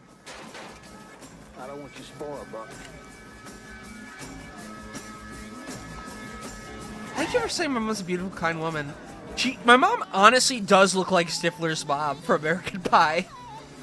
A little bit, yeah. Definitely that high school cheerleader who got married kind of look. Oh, she's had. Yeah, she does. Mm-hmm. Sherb's mom's hot, everyone. Twice engaged. Left the first engagement for a Star Trek nerd and made me. I got a pit. I don't think so. We're busy now. You're what? Who's that actor? He's the old guy and everything. I don't know. He's one of those oh, it's that guy actors. Yeah. Well, that's Robert Duvall, isn't it? Yes. Duvall. Now you're welcome. Yeah, Robert Duvall. But I don't believe NASCAR would think much you're trying to eat an ice cream cone out there. Man, he just have one of those things where you can just be an old guy in movies for 40 years. It's like Harry Dean Stanton, where he never quite looked young. My mom's she's a lot like me in a way, where it's she has the temperament of seeming dopey, but she's incredibly difficult to outsmart. I know that's like me naming that on myself is oh you must think so highly of yourself. It's one of those things where it's proof that intelligence is a spectrum, where it's someone is can be have the temperament of being simple, but very difficult to get one up and over on. You know what I mean? Yeah, I know what you mean. And I think I got that from her. Anyways, let's get back to the game. Do we have any video donos? Yes, we do. Play 'em. Oh yes, here we go. Toads. At the moment, it's swooping magpies you need to watch out for. Yes! It's spring, so the fierce protectors. Yeah. No, this is my favorite. This is my favorite video. This is my favorite video. Give it to me. Give it to It's me. that time of year to expect a feathered fright. Queenslanders under attack. This is very Rocky, and I remember I told Rocky about when I discovered this, and Rocky was like, yes! Even drawing blood. It's real, on it's this real. Brisbane runner. I was attacked at once by 3 birds. They were actually relentless. Warning signs now up across 62 suburbs because whether they're attacking or just a nuisance, there's been 250 reports in Brisbane this year, 169 of those since August, with the 5 hotspots Mount Gravatt East, Carindale, Maruka, Brighton and Holland Park West. But it's only going to get worse as their eggs hatch. As far as the magpies are concerned, they see... I love how it's like, their eggs all hatching. It's literally coming for you. Coming On off the to you. Sunshine Coast, there's been close to 100 reports in the last 2 months. Those birds are next level, like next level. It's a reason not to. Yeah, leave but they Queensland, just I film swear to these God. birds attacking Prepared to people. stare them down like 9's own Mia Glover. They usually won't attack from the front. It's usually only once you're not looking at What them. the fuck are you doing? That's the most Australian guy. Learning swooping bird. If you're targeted in one area, you'll likely be Roll it targeted back. there again. That's your Birds country. known That's to your breed around the same country. area every season. Beautiful. Like It's the lucky country, man. That's the most Australian-looking guy I've if ever you know seen. where they're going to be Oh, territorial. yeah. And if you do cross paths, just try not get in a flap. Kate Lamb, knows. It's gonna get you. I love Australia in some ways. I would love to visit you one day. Yeah, I've visited you like 3 times. When the fuck are you gonna come visit that's me? very difficult because like it's like, oh, I could visit America and I could like visit like 5 different friends. If I'm going to like Australia, I'm like only doing it for you. I've come to fucking your house. I've flown all over to you. Yeah, but you also see DJ and you also see it's like a side bet. It's like you come visit your friend. That's I go visit all my friends. I will have to pair it with like a Japan trip. Do it. I will. I actually intend to. Come I intend to. visit I me. love the idea of it. Dude, you know, we should have a Japan holiday together. You and me. together, yes. Absolutely. Yeah, you're very doable. I like that idea, actually. Let's go to Japan together. We should have that. That'll be our K-Zone sabbatical. We both go to Japan. We travel well together. I mean, like Atlantic City. we're good. You We're good. love going to Atlantic City with me. I fucking love going. I love that place so much. I love seeing that class of like white person where they're either like. It's really good. I really love that Atlantic City took for you. Oh yeah. I invited both you and your girlfriend to come with me, and it's this like level of like air quotes trashy, where it's like it's not really trashy, but there's like just enough like scuff where it's just like it's nice. It's nice. You could find nice stuff. You get to see that kind of like white person that has like the big fat guys in metal t-shirts and women who've had too much plastic surgery. Like you don't normally see white people like that when you're just like out walking. They're not mall people. They're like, that's a specific kind of like class of white guy. But yeah, no, we do need to go to Japan together. It's kind of nice. It's kind of nice, I think. I mean, you were also seeing like wrestling shows and whatnot. Oh my, what did I do? I liked when they brought out the fluorescent lights, but I had to leave because my OCD was like, "You're gonna get cancer. You're gonna get cancer." You're not. Those You're are not. magnesium. Those are magnesium-filled lights. You're not. I went to one show and they took the show out into the streets and they started fighting out there and the cops came and the cops didn't know that there was a show going on. So you saw the cops showing the lights. Like they actually started brawling out in the middle of the road. And like cars were stopping. It was like Juggalo Championship Wrestling and like you saw Effie out there and he was just like fucking like getting beaten on and there was cars stopped in traffic. It was awesome. Yeah, no, absolute madman egg. Those types of white people don't spawn in the suburbs. No, they don't. You get like the big fat golf dad in the suburbs, but you don't get like you don't get guy with juggalos. man tit. No, you don't get juggalos. That's the thing. And it's awesome when you like spawn in the juggalos, because like they're very easy to talk to. Yeah, we went to. I'm actually very grateful that you took me to when we were in Jersey. We went to Kevin Smith's store, and you were. I think was it me or you who was wearing the San Andreas hat? Me. And we had. Yeah, it was you. And we had a guy go, "Yo, is that a San Andreas hat? I actually worked on that game." And I was like, I was so fucking tempted to be like, oh yeah, no, my uncle works at Nintendo. And then I realized, like, no, an adult would not lie about something like that. He probably did work on the game. No, he just like this nice guy with his like tattooed girlfriend. Like, oh yeah, no, I worked on that game. Of course.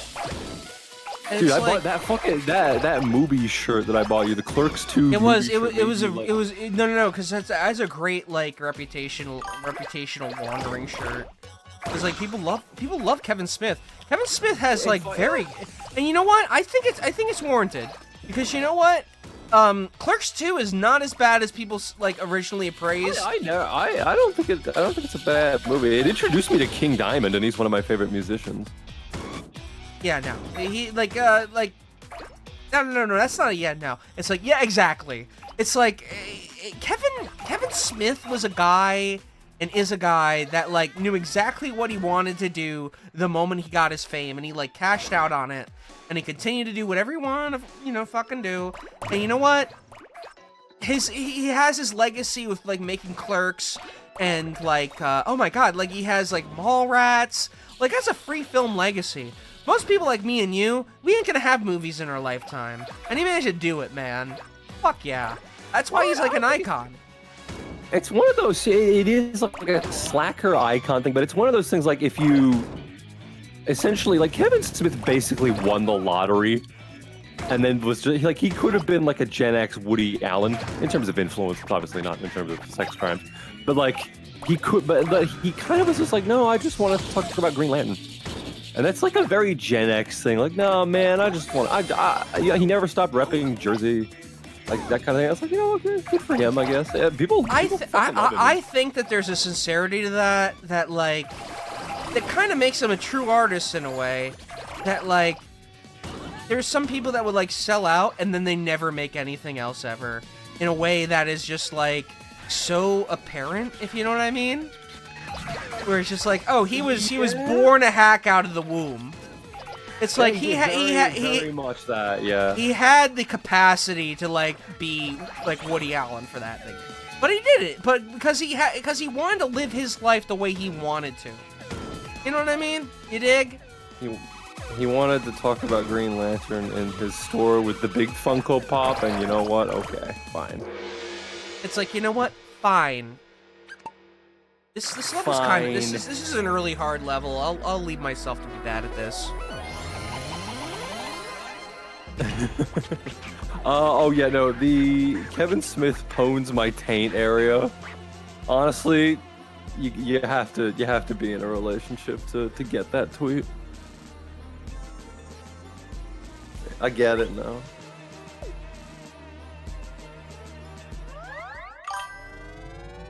That tweet, that fucking, yeah, let me, oh god. He's one of those guys where it's like, it's not right that he's thin. It doesn't look right, so he's just kind of like, deflated. He's the first person, he's the only person to look like he's on Ozempic without taking Ozempic. Yep.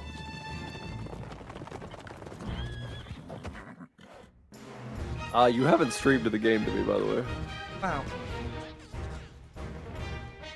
You see, this is the difficulty. Oh, I believe it. Someday, when you get the better computer, you're gonna struggle with this too. I know you will, and I promise you I'll be graceful to you if you. I won't be like, yeah, I won't be like, oh, the shoe's on the other foot. No, I'll be graceful. Of course you won't. Oh yeah, have you seen Clerks 3? It's just about like dying. It's really weird. I think that's like, you see, that's the thing. Like that's why he rules. Like it's like, okay, hang on, no. You got to do this right. Pull up the trailer for Clerks 3, and I want you to look at how everyone in that movie looks. I know how it looks. But the fact that he made it Oh. be about dying is like, you But, know, like- you know he's an artist if he does that. For the sake of chat, please pull that up because they have to see it. The people in Clerks 3, you know, those guys, Randall and Dante, those actors, like they haven't had plastic surgery. They look like life has kicked them around a little bit. It's like Jason Mewes, especially recovering like heroin addict. Oh man, Dude, it's like, let me turn down the music in this. yeah, go pull that up, pull that up. Look at, yeah, turn the music down, please. Yeah, I'll get you. You know that like Kevin Smith has the intuition of an artist, but like he has the ambitions of like just like a regular fucking like Joe. He has the ambitions of Joe Sixpack, but the intuition of an artist. All right, stream it to me if you could. Yes. But yeah, I think he just, I don't know. It's a distinctly Gen X thing of just like, nah, man. I don't. Are you fucking trying? Come on, man.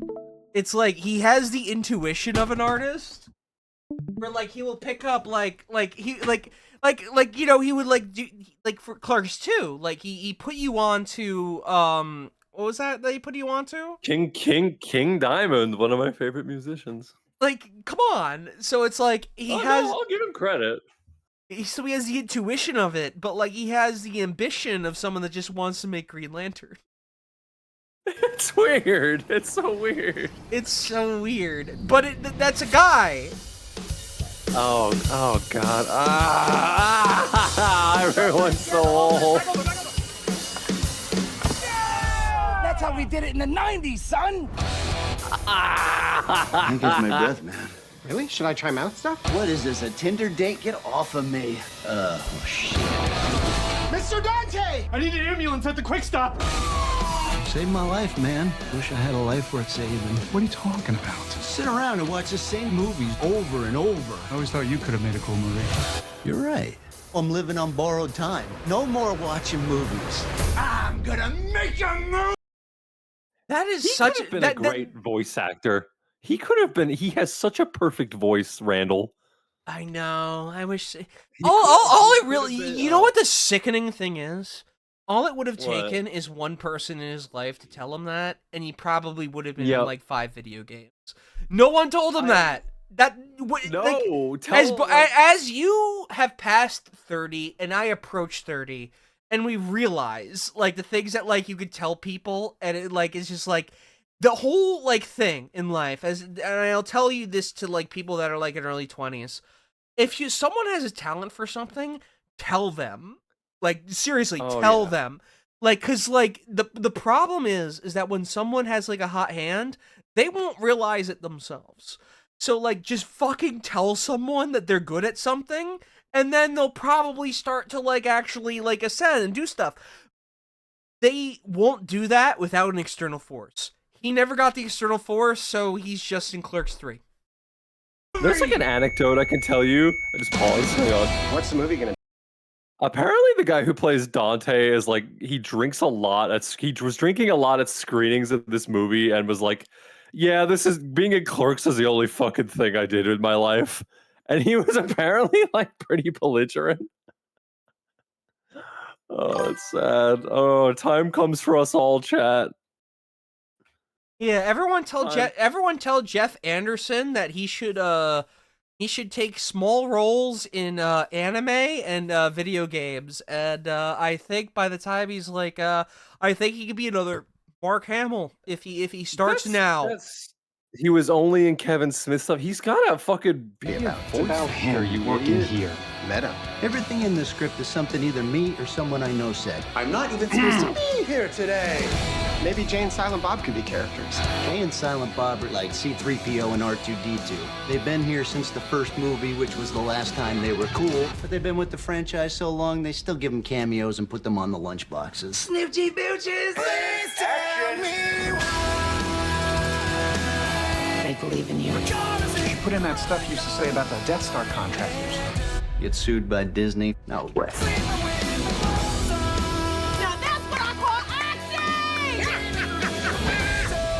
Take off of your this pants. lighting. What the hell is this? I added a scene where you get shot. I'm not letting you kill me off in the third act. What if there's a sequel? A sequel? What am I, a hack?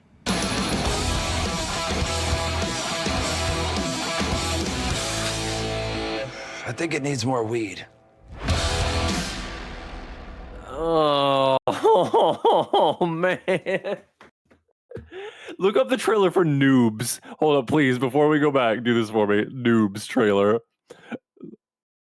I love these early, like, gamer culture movies. Have you ever seen Grandma's Boy, Serb? Someone wrote a gay fan fiction and just left it open in the computer lab. No, wait. No, what the fuck is this? This is it. Noobs with a Z at the end. We're gonna watch this. What the hell is this? Gore, 2005. Dial-up was in full force. And things were still a little bit backward. This is what's crazy is that this is like just one island off from you.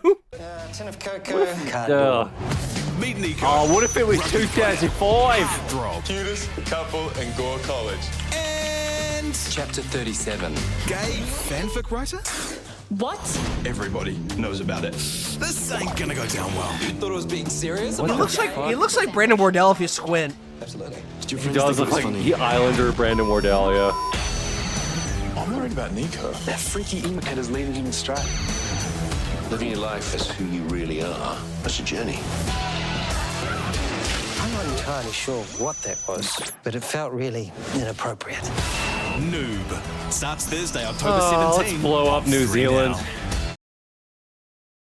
There's like a New Zealand version of me out there, and he's like, "Oh yeah, nah, it's having a really weird time." I'm Amy What's Terrains. gay?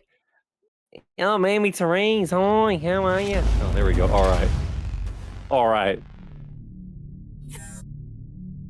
How in the hell do you function in society, man? You're like a 6-foot-tall can of vagina repellent. Just tell me you'll go, bro. I need this.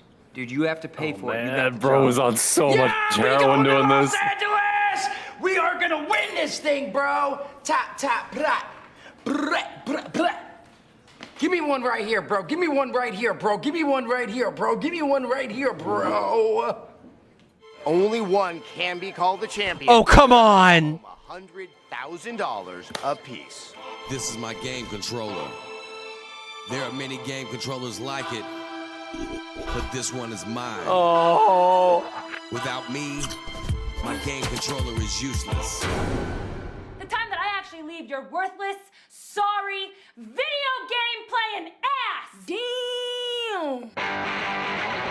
Oh man. Look, gamers. Us gamers, huh? Road trip! Right? I cannot stand that guy, man, and we gotta pick him up. Cody, I'm cool. He's not dying, he's cool. May I speak to your manager, please? Hey, how you doing? You try and use your vajayjay to screw up this tournament, you muffin. I'm gonna hit that! Don't condescend me as if I'm some child still picking boogers and sleeping in my own shit. I am taking us. Oh, we can stop watching to a this strip now. I don't want to watch this anymore. Yes! Don't worry, baby. Enough. It's only gonna hurt a little. She's saying she's gonna Are hurt you sure? Call 911, ma'am! Yes, I'm positive. I don't want to watch this anymore. Oh God, what a terrible time. God, except for Grandma's Boy, Serb. If you haven't seen that movie, you really should. It's a classic. All right, let's keep going.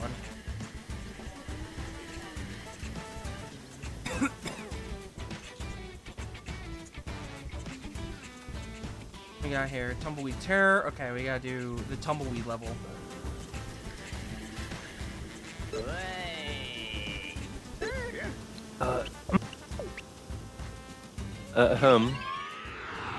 Oh yeah. No, so much stopping. No. I know. I'm sorry. What if a woman was black and she went, damn? You will not love having to do this once you get a good computer. Oh, I know. I hate having to see you do it.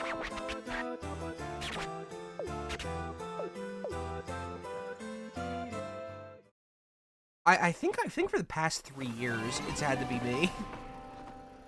Once I get a good computer and I can, you know, you done good, kid. When tumbleweeds Now you can attack. soon you can take a break. And then I could like go on. Oh my god. There you go. We got Roundup tumbleweeds. Oh yeah. 360 worth. Damn. I like this track a lot. Pretty, pretty dance.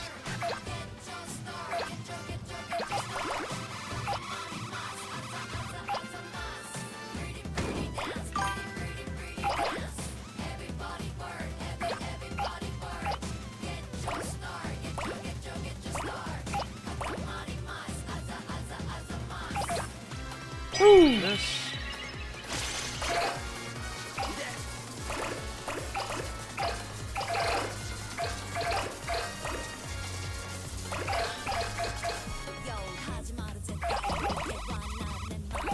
What's interesting about this level is that it like blows you away when you get too close to like typhoons and whatnot. So like you kind of have to like navigate the level. You gotta like build up your mass. You gotta be in the tumbleweed. Johnny Tumbleweed. Well, this game's okay. I don't think it's just okay. It's you're kind of just the original Katamari Damacy is so perfect already. I don't know. I know there's an argument there to be made, but like in terms of like what do you want to do if you like to play Katamari games? I feel like this is good. Well, yeah. If you want more, kinda, this is it. It's it's doing the thing. It's more but I don't know if there's any. I know you're talking about like the whole like original like mission statement where like the person just want to make one game. I know what you're talking about. Not so much. I'm wondering, like, you kind of can't do much with this other than kind of tighten it up a bit. Well, I have a counter argument. All right, so every single Katamari game was just the same 3 levels done over and over again. This game, as you're going to see as I play through it more and more, actually has fresh levels every single. That hasn't been done yet. Actually, that is not a term. Actually, this is actually like the first time. I think you'll find that this is an. I believe you. No, go ahead. Yeah, no. I believe you. I didn't get owned. It was. I didn't get owned. It's the truth.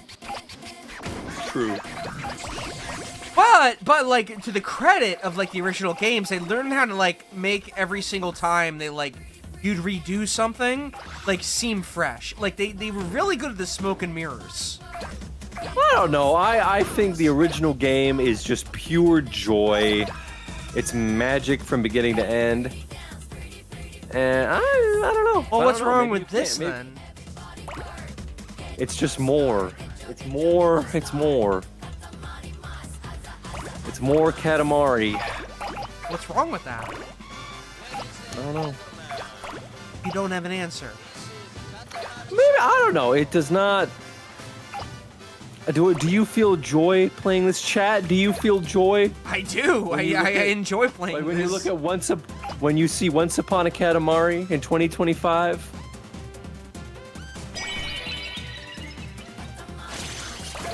I don't see any reason to be a Grinch over this.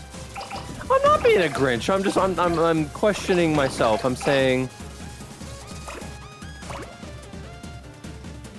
I think it's a nice game. I feel like you're hedging your bets. Not so much. I'm trying to think about where exactly you take the Katamari formula. This is actually a good thing because it's like the first time that every single level's organically different. This is like every other game. It was like 3 different. It was literally. I am not kidding. Replay those Katamari games. It is like 5 different maps. This is like the first time it's ever been like 15 to like 30. I'm not kidding. I am handcrafted. Yes, I'm not kidding. Interesting. I mean, I like it.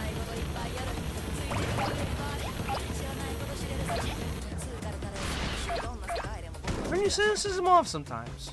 Live longer. I'm not being cynical. Why are you asking me? I'm not being cynical at all. I'm just kind of.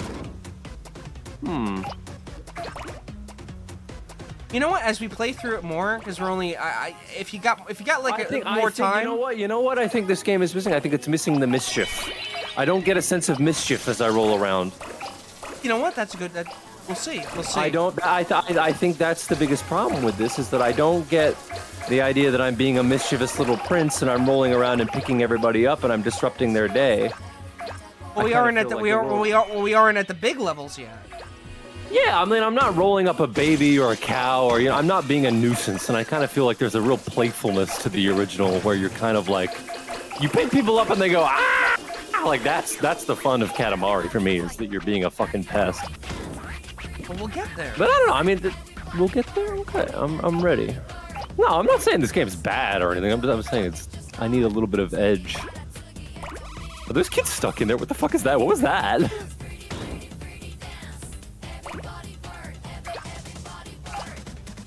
No, I love one of my favorite little games like this is No One Can Stop Mr. Domino. And I love that you're just a little guy who's just an annoying piece of shit. Yeah, we gotta get big. Get this ball bigger. Then we can start running over children. But the fun of Katamari for me is that you are being a fucking pest. I really don't think that happens until like hour 3. Really? I want to be a pest now. I want to become a big ball. It doesn't happen for as quick as you think. Why are you? You're getting defensive, and I'm not criticizing. No, because like the only reason why I like say that is because like I've been playing the games, and it's like no. It doesn't come until like later. Because like you are forced to do like the fucking cowbear levels. Yes. It like forces you to do like the chore levels. And it's really annoying. And no one remembers those. People have selective memories. They do. What was that weird donut that you picked up, by the way? They said something about a donut. It's Ban Ban?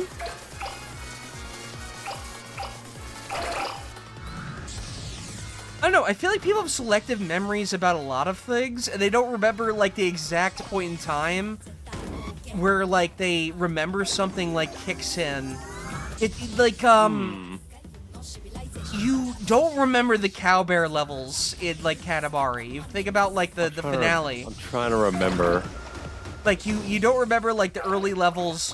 Like we love Katamari. Half of it is actually replaying levels. I am not kidding. A lot of that level in We Love Katamari where you're in the school and you're and then you replay levels like 5 times in that. Yeah, you do. It's a bit unfortunate. I remember that. And I think people think about how quick and like succinct like Katamari Damacy is. It's like it kind of gets you to that level where like you're close to picking up buildings kind of quick. And the other games like don't do the shit or get off the pot stuff. So people are always thinking of Katamari Damacy. Yeah.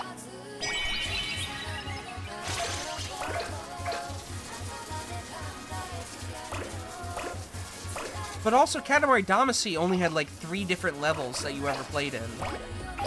It was like house level, and then it was town level, and then it was like continent level.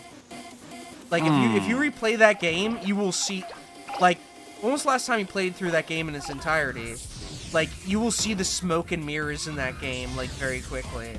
The whole point I'm trying to, like, kind of, like, get at is, like, they were very efficient at that game's smoke and mirrors. And it's kind of fascinating to actually see and play. It's strange, yeah. It's... The whole thing with Katamari is that it feels like one guy's really dumb idea made into a video game. It was really only ever meant to be one game. Yeah, it's like, hey guys, here's this dumb PS2 game that I made. Isn't this funny? Not so much that, but it was just like one art idea, and it wasn't meant to be anything else. He actually didn't want to do anything else. He wanted to like do something that was like a bit of an art thing and whatever. But then like they were like, dude, people love this. We want to see more. It's like, okay, I'll do one more. And then after that, it's like, all right, You got the most you could get out of me. I don't want to do more. Yeah. So they went to other designers. So it's not his original thing here. So I feel like if there's criticism to be had, it's like, no, it's not the original real McCoy here. You can only really get that. It's like watching like corporate try to punch up like a comedian's joke. It's like, you know, it's kind of, but I mean, it's trying. It isn't bad. I don't think, yeah, no, Grim Jim says Katamari doesn't feel like it lends itself to being a long-time series. Yeah, it kind of doesn't. And I kind of wonder, like, yeah, there's like, what, 5 or 6 of these games? Yeah, but like, it's not really that bad that no one else continues. Well, what do you mean, it's fine. What do I mean? Oh, what do I mean? Oh, I'm like, you know. Are we making this to make things? Well, it certainly took them 10 years to make something Hmm. Does that make it good? Come on. It's pretty good to me, and the game feels good. Well, I don't know. It's the philosophy of it that I think I disagree with.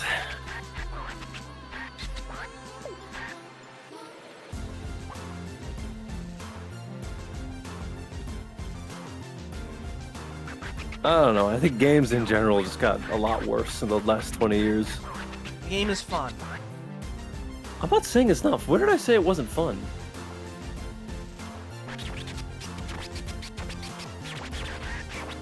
Never realized how Namco Bandai is the only publisher that was only putting out good games anymore. I mean, they are making Maximum Tune. They are the only people that are making arcade games. I think those Naruto games. Are they the guys that make all those Naruto games? There's like a billion of these fucking things. Hang on. Which company is it that makes all those Naruto fighting games? Thorny Planet. Thorny Planet. You know what, Rocky? I wish you were here and this was a co-op stream, because I would hand the controller to you and you'd smile. I am smiling. Are you a smiling friend? Let's play as Ban. Yeah, wait, okay, wait, what the fuck did you give us a Ban actually in this? What is that? It's a donut. Alright, oh fuck it, game's good. Let's go. Okay, alright. The game, ignore everything I just said. We're playing as a donut. I know the point that you're trying to make about the grander scheme of games, but this is a good sequel, man. I didn't say it was bad. It's the philosophy of like making something like this that I disagree with. It's like it's fine. It's good. Yes, I'm Siskel. Yes, you're Ebert, and you're getting 2 thumbs up. Yeah, there you go. If we didn't disagree on things, would we really be co-hosts, or would we just be someone that's just like slammed together by like some corporate conglomerate to make slurry? No, I think it's fun when we disagree with each other. It's probably the best thing about us that we're different. Hmm. No, seriously, it is. I love that. Like, no, I think it is.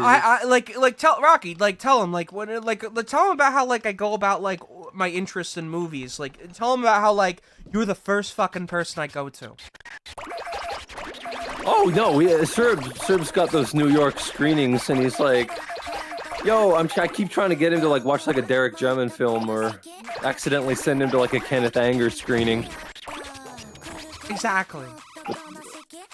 But this is. I don't think I like the music. Can I be honest with you? Was that? I don't think I like the music in this. You don't like it? No. It's very modern pop kind of thing. I don't like it. I don't mind it. It's because the old soundtrack is kind of annoying. You listen to it and you're like, oh, this is kind of fucking annoying. But it synchronizes with what you're doing, which is being a goddamn nuisance. You're going around going, nah, nah, nah, nah, nah. Rocky, can you name one thing you enjoy generally? Yeah. Anime, video games, movies. Why are you oh, you don't like anything? Yeah, I do. Shut the fuck up. Oh, you don't like anything. Yeah, I do. I like plenty of things. I have a list of my favorite movies on Letterboxd. You can go look at those. What's your favorite movie? What's your top 5? No. Generally, like I'm not like negging or anything. In terms of what movie? In terms of like getting to know you. Tetsuo the Iron Man, River's Edge, Europa, The Reflecting Skin. I think. Oh, Rocky doesn't like things. Oh, he's a grown. No, I like plenty of things. No, but like Tetsuo the Iron Man, did you name 5? Tetsuo the Iron Man, Cat Soup, Nikojiru stuff. I like that. Lichi Hikari Club. I know what I gotta do. I gotta pick up. Hana, Frank and Fran, Gantz. The World Is Mine. Onani Master Kurosawa, Yura Ito, Sayonara Zetsubo Sensei. I like plenty of stuff. Serial Experiments Lane, Berserk, FLCL, Welcome to the NHK.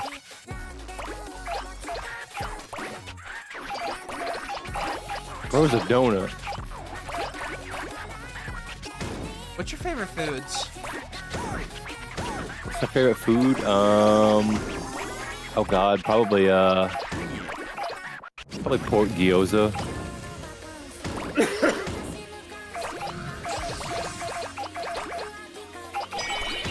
No, okay, here's one of those things. You have to be able to explain why you like something and don't say it's fun. I'll kill you.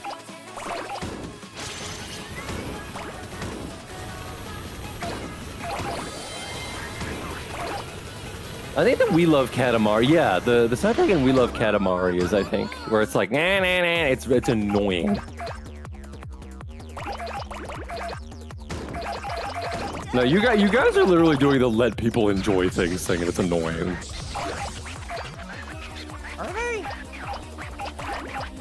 Some guy in the chat was like, Rocky, you don't like anything. It's like, yeah, dude. I didn't know you were tapped into Dreamworld by Blackout until you made those topsters, Rocky. I was totally facing so hard. There's a lot of people who are like, I don't like rap music. And it's like, if you like industrial or goth stuff, you'll like the Memphis style of rapping. You'll probably really like that.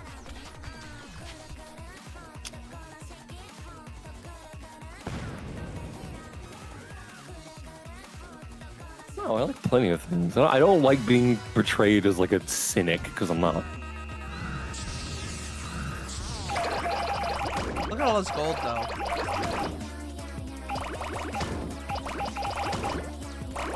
Oh, dude. Sorry, I already won. It's over already? Yeah, I beat it, because I knew the secret. You got in and you became gold. If you like Dungeon Synth, you'll like Memphis stuff. Yeah, Dungeon Synth is also like funny, because it's like the element of black metal where it's like Nordic autism, but they're like, I'm gonna make an album about living in a hobbit hole. Guy who says they don't. Okay, backlog. Do you want my backlog? Okay, well, sure. My favorite video games. Okay, let me see.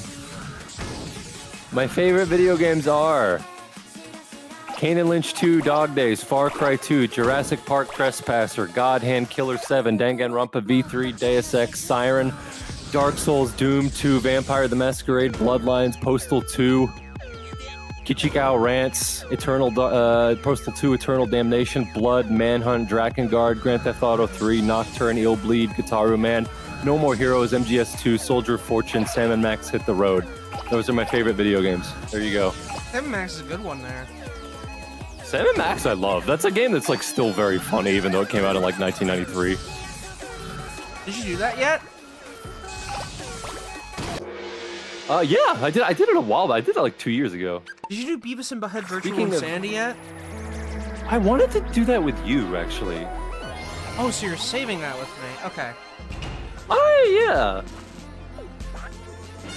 I think I actually did do the Beavis and Butthead one a while back, too, actually. Y'all heard that rant sneak? Right, I didn't sneak that in. That's for the real heads. Wait, that's the one with porno, right? The one with porno. Yeah, that's the one with porno. Good job. That's the porno one. No, if you ask me about what I like, I can tell you. It's like, I'm not going to be like, I don't ever go, Video games is shit. I hate video games. No, I don't do that. I can tell you what I like.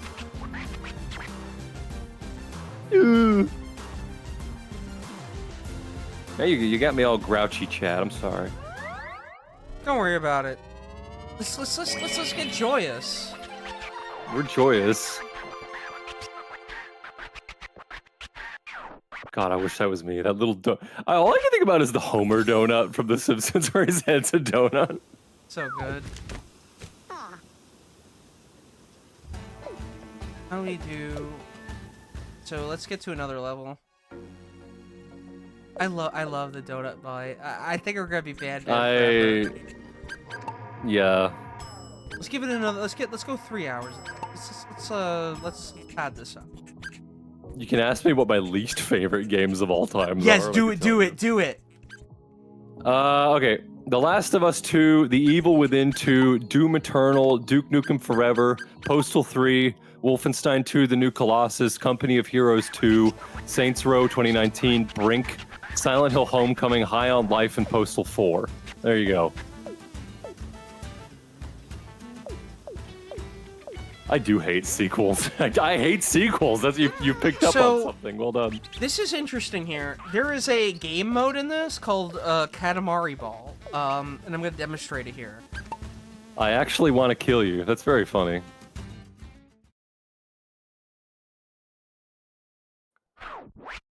What's your favorite books? Oh God. Let me look at my bookshelf.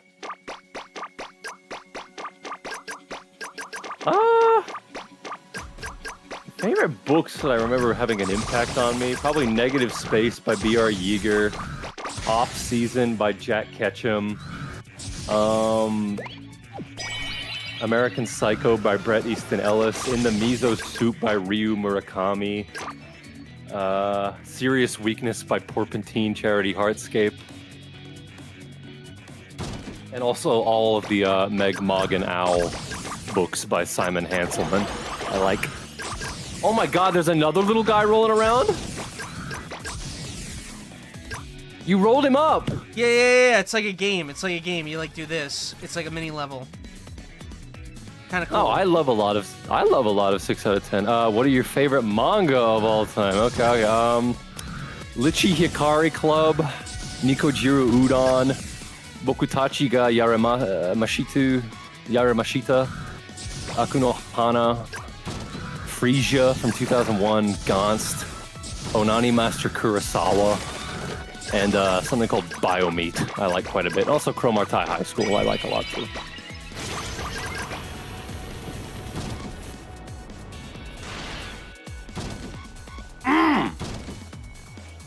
What's your favorite manga, Serb? Is it Azumanga Dao? Plastic Nissan. That's a good one, but I don't think of the manga when I think of that. I think of the anime. The manga's better. It goes longer. It has the one like thing where like the main character in the manga, they actually abandoned the plastic kits thing, and it's like, yeah, we haven't been building plastic kits for a while. Let's give up. I think we should all give up on it. And they actually give up in canon and become a calligraphy club. That's a funny thing to do with your manga. Be like, nah, let's not do this. It's and they throw away all their stuff. It's so funny. What are my favorite albums? Oh God. Dandelion Gum by Black Moth Super Rainbow, Land of Rape and Honey by Ministry. I'm going to put up some screens from it.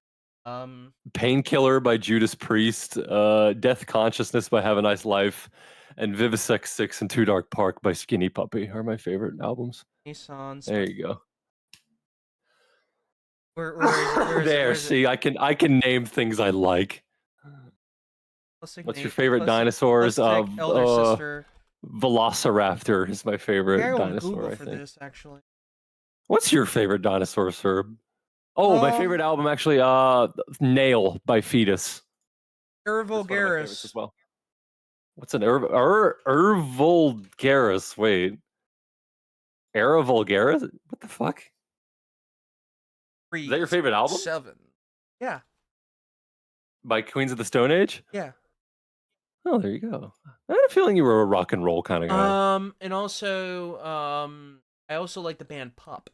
Guitars, like I got into Pup in like fucking like college, and what's so crazy is Sleeve Slagkowski, the guitarist for that band, fucking follows me on Twitter. It's fucking insane, That's and I don't even crazy. he doesn't even know that I like him. That's fucking cool, dude.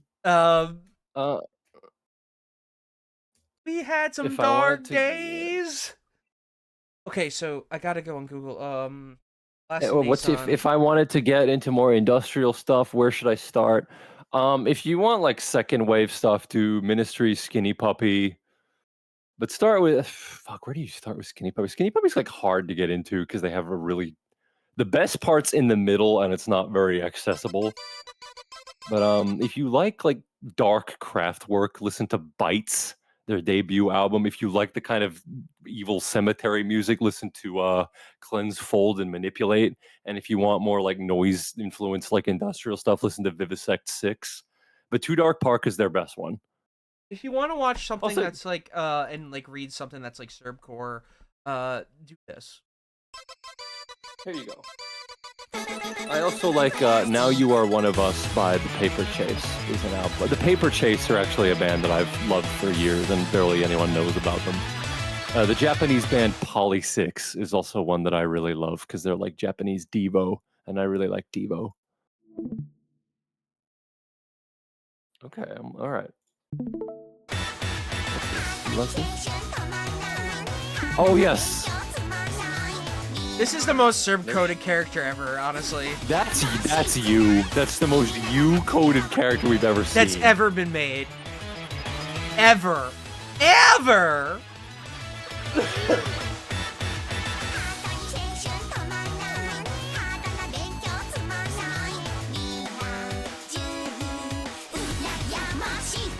Very sure. This is you. That's not me. Wait, who's that? What's No, her this is you. This is personality? you. Is she sensible?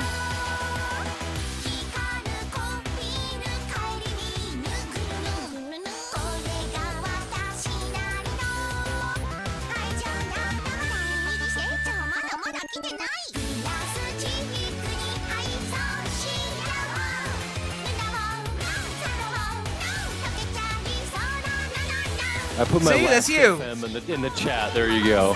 Oh my god.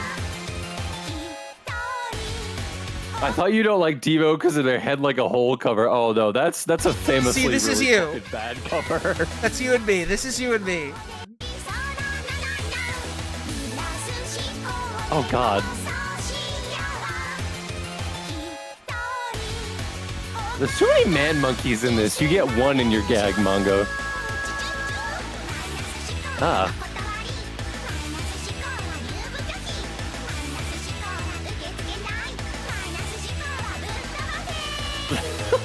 Wait. Oh, capa de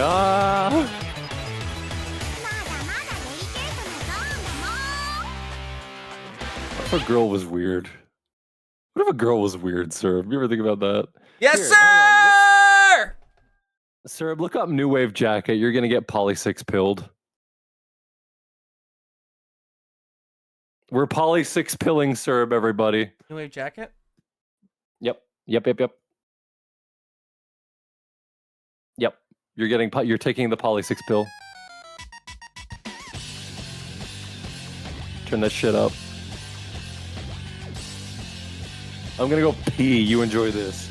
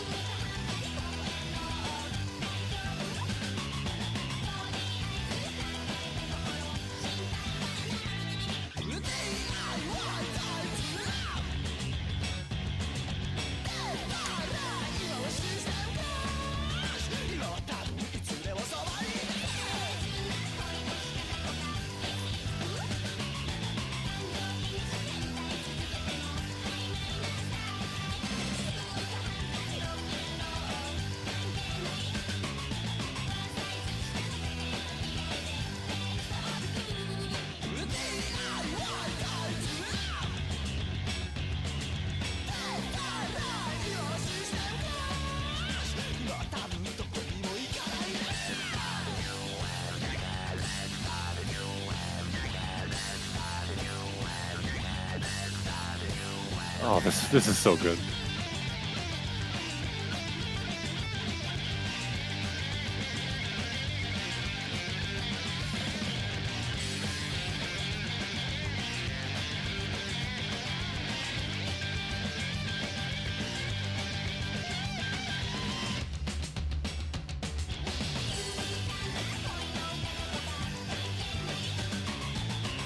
I love the Mad Capsule Markets, Bunny Hopper. They're so good. P-Lander Z, Fantastic Plastic Machine. I love all that shit. Everyone's like, Rocky, what do you think is bad? But they never ask, Rocky, what do you think is good? And I will tell you. I will tell you. Ask me and I will tell you.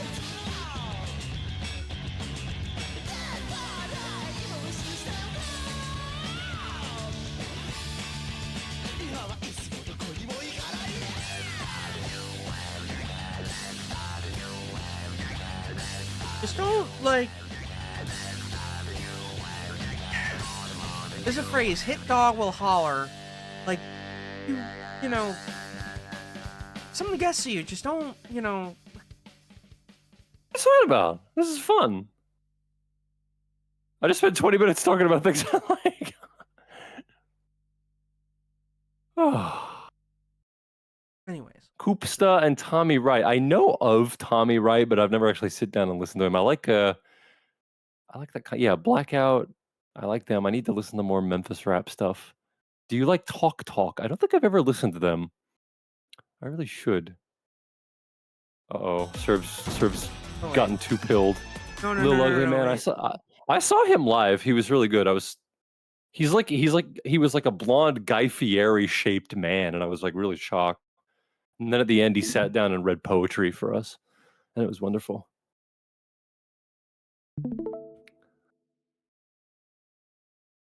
Thoughts on Atarashi Gecko? They're a Japanese. Oh, okay. There's that other band that I was into for a while, Mass of the Fermenting Dregs, but I feel like they got a lot of mileage out of having really beautiful covers. And then they came back and they weren't that good. Wow, I don't think I've ever listened to these girls.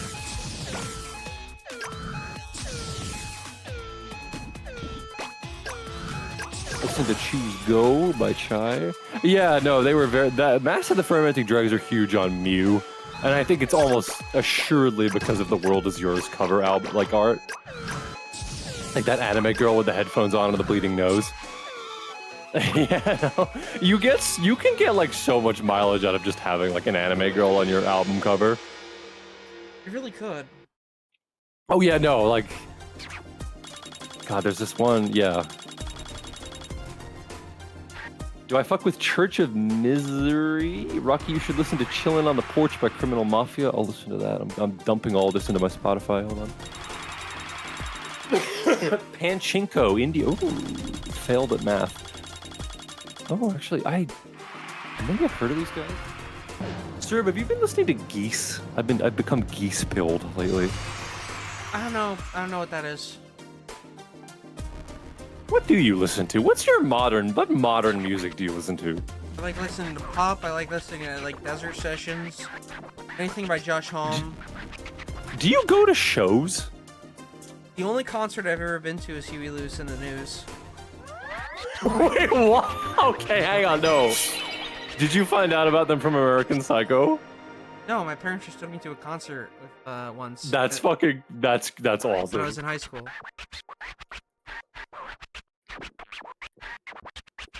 That's the only concert I've ever been to.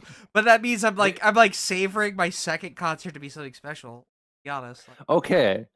Rocky, do you like Mike Patton stuff? I love Mr. Bungle. I like his work with John Zorn a lot. Moonchild by John Zorn, if you want to hear like a guy playing jazz while he does like Left 4 Dead Infected screams over it. I like that album a lot.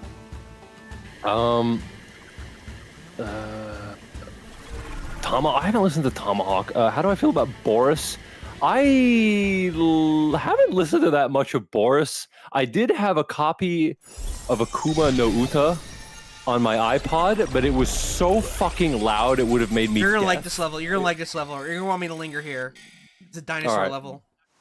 Oh, I found out. Yeah, John Zorn. Naked City was a band that I was obsessed with in high school because I watched the movie Funny Games, and I found out about them through that.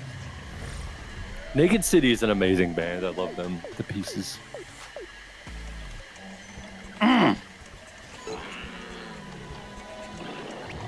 Yeah, let's talk about things we like. I don't want to be negative. Let's talk. I feel good. I feel good talking about things I enjoy. Exactly. You know what? Tell me about what interests you about NASCAR. What exactly like tickles your thing? Because like what's interesting about NASCAR is that like a New Zealander is like sweeping NASCAR. Like I'll extend New Zealand to Australia. It's Oceania. An Oceanian driver is like sweeping NASCAR by storm, and every single time there's a track with a right turn, he wins it automatically. It is actually insane. He's won all of them. What interests me about NASCAR, I like to just imagine the drivers in the fucking cars making like Gundam pilot faces and having like a guy in their head going, "You can do it! Do what you've been trained to do! Turn now or you'll die!" And I like to just imagine. You want to hear my favorite like thing ever? All right, hold on. I'll share something with you. Rocky, you already talked about books, but what Greg Egan novels did you read? I can't read Greg Egan. That's like math. That's hard sci-fi. I struggle with that a bit. Do I like science fiction? I think the only real science fiction book that I really remember connecting with was probably like Robert Heinlein's Starship Troopers. I read that in high school and liked it a lot.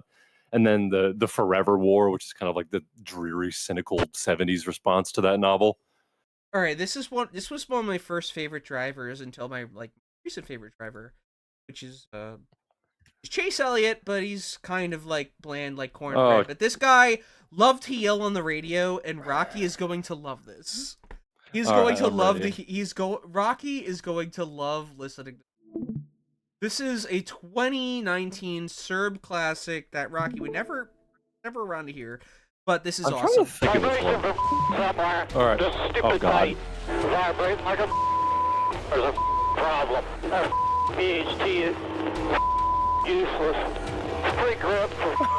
Wait, who's he swearing at? He's swearing at the car.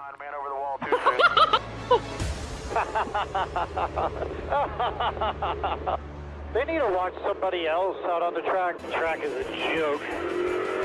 J-O-K-E. J-O. One more time. Like the car just is on banana peels on it. He's so good. Oh. Because the driver doesn't know anything anymore. It's just how it typically gets every week. Every week.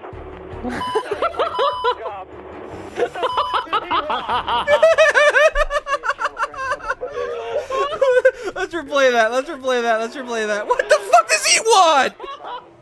And there's a guy pointing. There's just a guy pointing at him. When you ran out of the pitch, you almost ran some of them over there. All wanted to whoop you. You got started the back with it too soon. It's a run to go yet. Thank you, King Lord Brian. Thank you, King Lord Brian.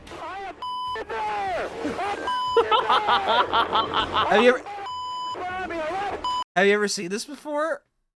No, who the fuck is this? It's Kurt Busch, one-time NASCAR champion. One time. He won a champion. All right, so basically the story of Kurt Busch's. He won a championship very, very early in his career, and his entire like rest of his career was like the equivalent of like, you know, like this. Have you ever played like the Dead Rising Off the Record and like saw like the intro cutscene where Frank West like falls from fame? It's basically that. Like, he gets signed to a bigger team, he flops, and then the 51 team is an unsponsored team. He doesn't have a sponsorship anymore, and he's a former champion, so his cars are constantly failing him, and he's swearing. Oh, that's good. All right. It culminates in, like, a good, like... Tournament Bailey's closing. Here we are. The circus is in town. Yes. I mean, come on. Am I hustling the car too good in practice to camouflage how f***ed up we actually are? I want to know the general synopsis of what our agenda is. Are we just here to survive? Is that all we're here to do? I just need to know so I can be mentally prepared for what I'm supposed to do the next 78 laps. All right, just pit next time, 4 tires. Next time. Watch out, they'll throw a yellow if we're the only one pitting. I used to know a lot about the setups, now it's just hodgepodge. Yellow! Yes, 1 lap down. How many cars? 1 lap down. You have the 9. We're pretty much fucked, because we ain't got a fucking goddamn team. We're a bunch of fucking idiots going around with no fucking idea what we're supposed to do. We got the fucking Katamari back in August, but Kurt's just got an attitude. Fuck! I love to hit the fence head on and get knocked out. This is fucking bullshit. This track is stupid. This track is stupid. So much fun. So racing the daddy, come to the bumper. 2 car on the bumper. Well, guess we get to get in a fight afterwards, because I'm gonna go that dude's face up. Are we the lucky dog? I think the 18 is. Of course he is. I would never want anything good to happen to me. He's so awesome. This goes on for a while, but it's all gold. Oh no, we can't watch all of it. I can't watch all of Where do this. we line up, really? We'll go about like 1 lap down. 5 minutes. Tell all these guys that want to get behind me that I have to be last, because NASCAR only watches me when it comes to last car. There was no way Dover was actually going to be anything proper whatsoever. Judicial system, everything else, just perfect. 38 here, slow off. You got a tire going down here. Cautious out. Oh, yeah. Throw the yellow for somebody spinning. That's brand new. Oh. I love what I do, man. It's awesome. What was that on the big screen? I was probably picking my nose right before that. We didn't catch that part. Shake and bake. Come on. I'm so pissed off right now I can't see. Oh, please stop. Sorry, I can't watch this anymore.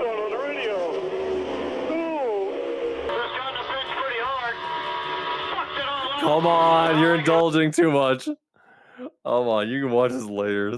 This is pure sugar for you. Okay. Oh, I was laughing so hard there, Jesus. It was really good. That's good. That's good stuff. That poor guy. That poor guy is just having the worst fucking time out there. Everyone's laughing. Well, everyone's laughing at him. He had like the worst year of his fucking life, and then he won the Daytona 500. Oh.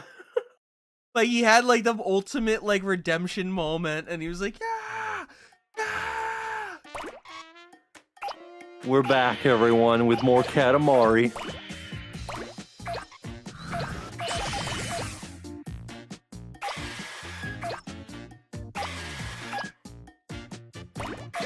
Let me see if I can pick these up. Wait, I can pick these up. Whenever you see something like this, like you can do it. The big hams. Are you kind of seeing what I was getting at earlier, where it's like the levels, where it's like there's a lot more. There's a lot going on. Like there's a lot more variance in levels rather than like the same 3. I'm curious what the conclusion is though, because of this. Yes. Is it going to be like you roll up one era and then you go into another era? I'm curious.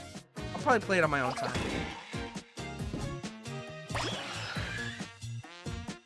Instrumental tracks, like it depends on what you want out of a Katamari thing. I think Rocky's right. I'm pretty original. There isn't a lonely rolling star here. The tone of the series that I like is when it's like nah, nah, nah, nah, nah. It's like kind of like a kid being annoying, which is what like the fun of it is. It's mischievous and silly. It's the thing is like I think it speaks to like when you make games like OST, it really like designates like how people are gonna perceive it. You know what I mean? Yeah. If they did this differently, maybe like if you could perceive differently. You know what I mean? It's they let off with like a Guar ass like song, and it's like, all right, that's what we're gonna do. And it's like, that doesn't really subtract from it. But like, you know, to some people, like, is that Katamari? To some people, it's not Katamari. To me, what, like, I like about the game is that, and I've said this, like, 15 million times over, is that there is more than 3 settings in a level. Like, rather than just, like, shifting around, like, the puzzle pieces. Like, where it's just like, alright, we're gonna place Tall Man. Instead of having Tall Man be immediately picked up here by the zoo, we're gonna make him be picked up later when you roll up big enough to be in the city. Yeah. I think that the game does something good here in a different direction, and I think that me and Rocky can, like, come down towards the middle and be like, it does something right here, but also it does something that where it, like, loses a little bit of miles per hour on its fastball, if you know what I mean. It's a little, it needs, because I think about that level in, I'm not sure if it's We Love Katamari, where you're in the pink flower field and you've just got this sugary love song in the back. Yeah, Every day we play Katamari, and it's like that, and it's like a nice song. I'm like, I wonder if this game has. They'll probably have more of that later, but I love the pterodactyls. They're cute. I think you like this level. We're gonna stay here for a That's bit. We Love Katamari. Yeah, We Love Katamari. I love that track. If this game let off with this, you would be like, oh my god, this is my favorite game. Because yeah. I know you love your dinosaurs. I do love dinosaurs. Yeah, we should do Dino Crisis together. Yeah, I know. I like dinosaurs too. Did we, when we were in like Atlantic City, did we play the Jurassic Park game together? We did, but we were we were wasted. I remember that. That's a good game though. That is that arcade at this showboat is actually surprisingly good. It was good. You gotta admit that is a weirdly good arcade for that location. It's honestly not a bad level, not bad at all. Like a top tier like arcade. For no reason. Yeah, no, weird. Like they could dumb it down and like not lose any money, but they have. You like, told it you said they got rid of the pinball place. They still have a good like actual physical arcade game thing, but they got rid of like a really good pinball place there. But they kept the best machines though. Oh, good, because I loved that pinball place.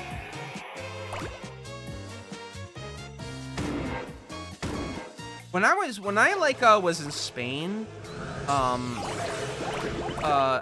went to an arcade and they had like a Sega Rally 3 championship, like Sega Rally 2 championship thing, and it was like one of those weird motion style like arcade machines for like Sega Rally. It was so awesome. God, I remember I went to like we went there, I hung with my friend, and I was like, oh man, so glad we got drunk and like went to an arcade, and we're like 18. And like my friend was like, let's go to the casino. And he lost all his money because he's like, I'm gonna bet on my favorite number. And then he won. And he's like, I'm gonna bet on my favorite number again. And then he lost. I was like, why'd you do that? And he's like, well, because I felt like it, okay? It's like, don't do that again in your entire life. It's one of those things, yeah, because I know when I lived in Seattle for a little while, we had the Kingston Ferry that I would ride, and they had a Raiden 2 arcade machine. And that was before I even knew what arcade game that was. But I do remember the purple toothpaste gun in that game. You know my friend from work that like you met, right? Yeah, he seemed nice. He has a Daytona. Because I told him about Daytona USA 2, and I was just like talking passively to him. He, on his own terms, bought a Daytona USA 2 machine, and he's maintaining it and doing it. And he like revealed it to me like a year into his project. Whoa, that's fucking good. No, it's awesome. That's neat. Yeah, knowing how to do that is. And he's like, yeah, I'm getting a new sound card. Do you want to help me put it in? But if we do it wrong, I could accidentally brick the machine. I'm like, okay, I don't want that pressure.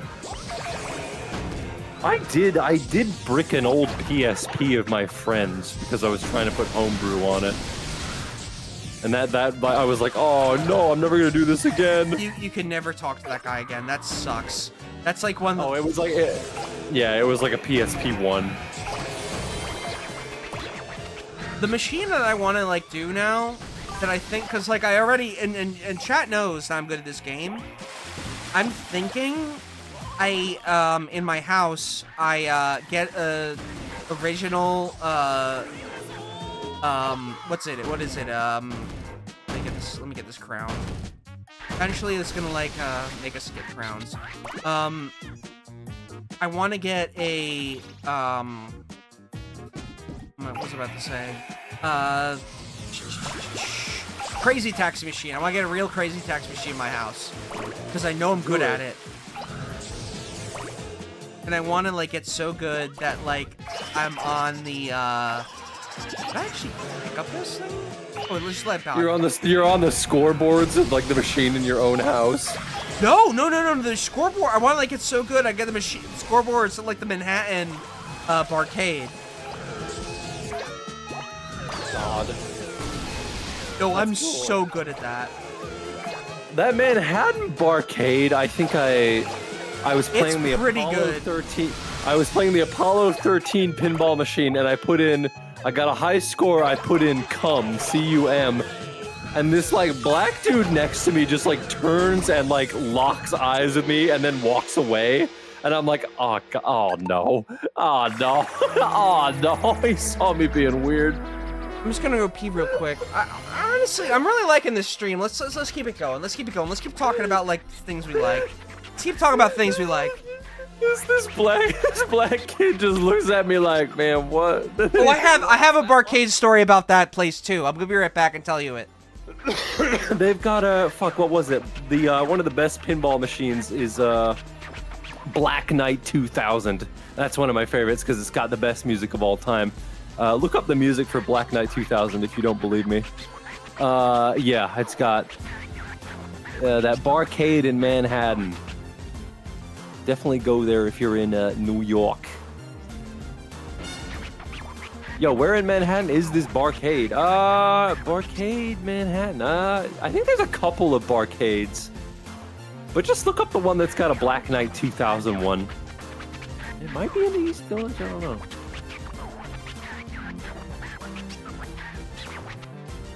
Is the cum score still up to this day? I'm not sure. I did have the high score on like the local Demolition Man machine. And every time I'd walk past, I'd go in there and yep, cum is still first.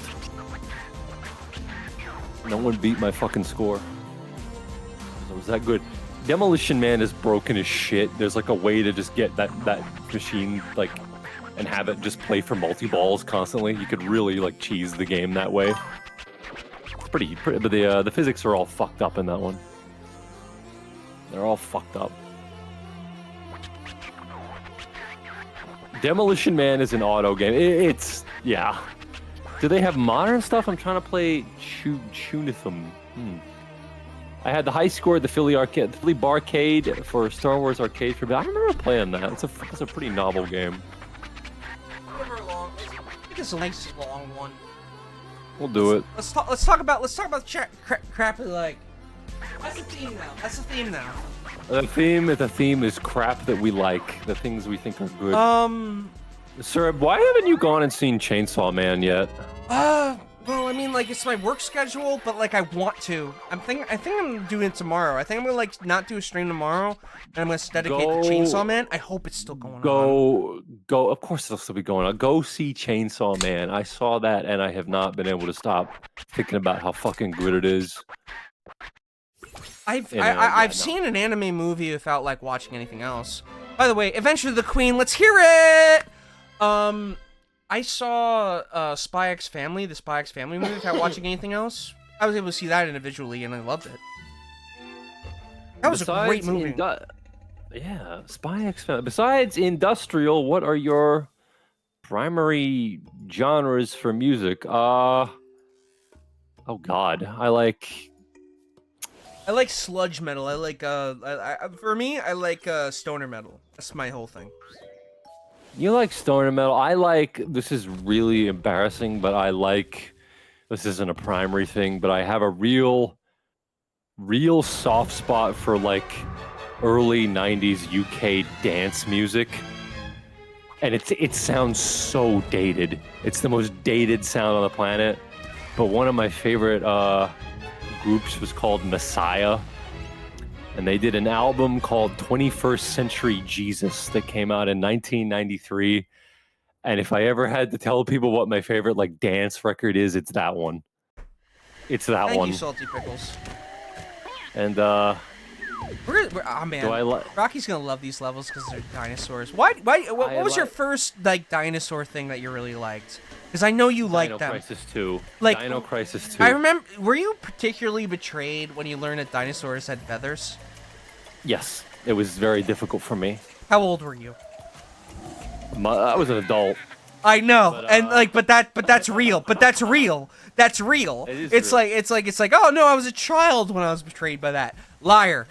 It's normal to be an adult and be like, yeah, I'm fucking betrayed by that shit. Yeah, no, it sucks. They made woke dinosaurs. It's terrible. Wokeness did this. It's not cooler. Someone said, Rocky, do you like that first The Prodigy album? Yeah, I do have a soft spot for that one. I liked that one quite a bit. The Experience, it's called. I like that one. But I liked a lot of, I like Outsider House a lot. What's this guy called? I think his name's Rosette, R-E-Z-Z-E-T-T. He's got an album called Rosette LP, which I like a lot in terms of like weird Outsider House. Like kind of grimy kind of sound. I really like that LP. It's got a very distinct album cover. What else do I like? In terms of, other than industrial, what do I like? I like Plunderphonics a lot.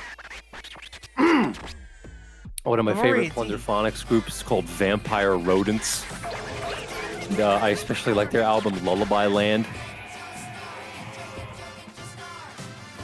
I like Darkwave a lot. My favorite my favorite band like that is Clan of Xymox, X-Y-M-O-X. Listen to their album Medusa. It's one of my favorite albums of all time. I listened to that when I was stuck in a Singapore airport, and it's beautiful. I like Shoegaze. One of my favorite bands, shoegaze bands, is called Flying Saucer Attack. Go and listen to their self-titled, and their follow-up is called Further. It has no drums, and it's just beautiful.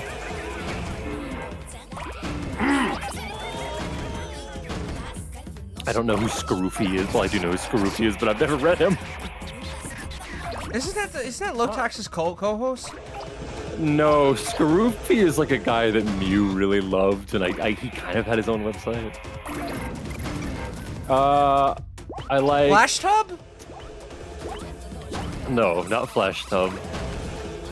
I like disco music. I like Giorgio Moroder. I like All right, Black Devil Disco Club. I like one of my favorites is... Go listen to... Let's see.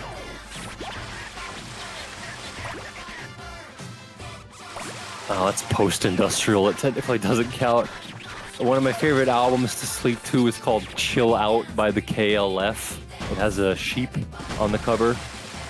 Beautiful, beautiful album. And my favorite metal album is called A Flame to the Ground Beneath by a band called Lost Horizon. You've probably seen the monkey flip video where the guy goes, whoa, whoa, whoa. Well, it's like that, but for a whole album. I really love. I have kind of a soft spot for power metal. My favorite song is not Disco Duck. Been listening to Plexures a lot. I think I've listened to it. Plexures, yeah. John Oswald, I like that one. I don't know if I'd really listen to that. It's more of a really interesting novelty, but I like that album. Yeah, the KLF are amazing.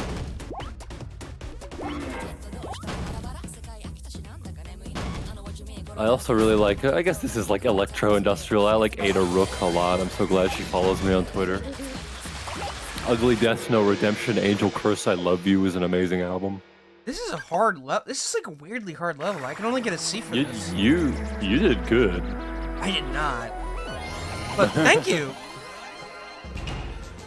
This might be a long episode. Like you know what? Like take advantage of this. Let's talk about shit we like. Yeah. My favorite. I like a genre called power violence, which is kind of like hardcore punk, I guess.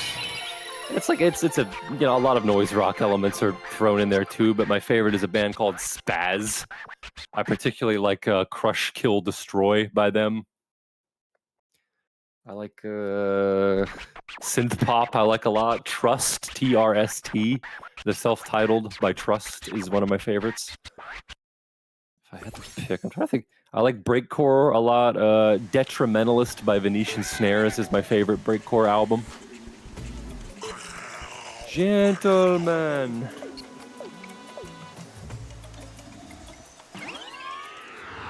I'm glad that I picked the donut. Yeah, you did good. It raised my spirits. Do I fuck with? I don't think I've ever listened to Flashbulb. I think people were. No, that's the Tuss. The Tuss is the guy that people thought was Aphex Twin. I don't think I've ever listened to Flashbulb.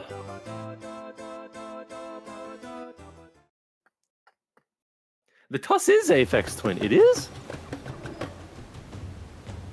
It is Aphex Twin. This is our first fishing level, by the way. We saw this in the other levels. Ah. It's good that they did this in like the primordial levels.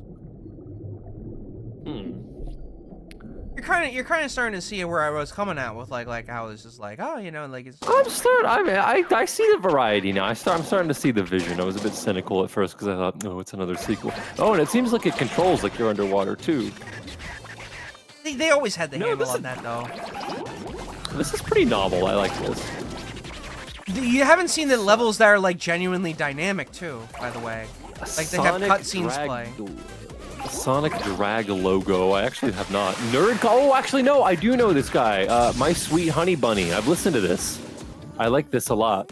I liked Speedcore when I was young. I really liked. There was a guy called Mighty M1DY. I think he was associated with DJ Sharpnel, who's another artist that I really love. But M1DY, his album, I think it was called, oh god, I can't even remember. It was called, I don't know. His tracks were good. But I just remember thinking it was funny that a Japanese guy was like sampling Clerks. No, DJ Sharpnel I liked a lot. Early gore shit. I remember when he was just a guy that was dumping stuff on B. That was his audience, like 5 guys on B. I remember that. Yep. No, gore shit is fucking really popular now, which is so funny. You can barely remember what the original Love for Daughter title was. My love feels all wrong. Yeah, God. Lollycore. So funny. The funniest thing that you could do in 2006 was be like an ironic pedophile on 4chan. So stupid. Fentanyl. Fentanyl I haven't listened to, but she does follow me on Twitter. I will defend her. Yeah, gore shit being popular is fucking stupid as hell. That's so crazy.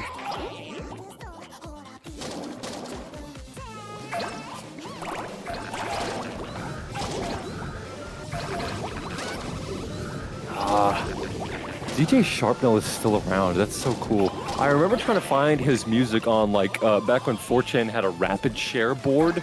I'd be like trying to get everything that I could off of there. You had to just hope that a guy on JP would give it to you.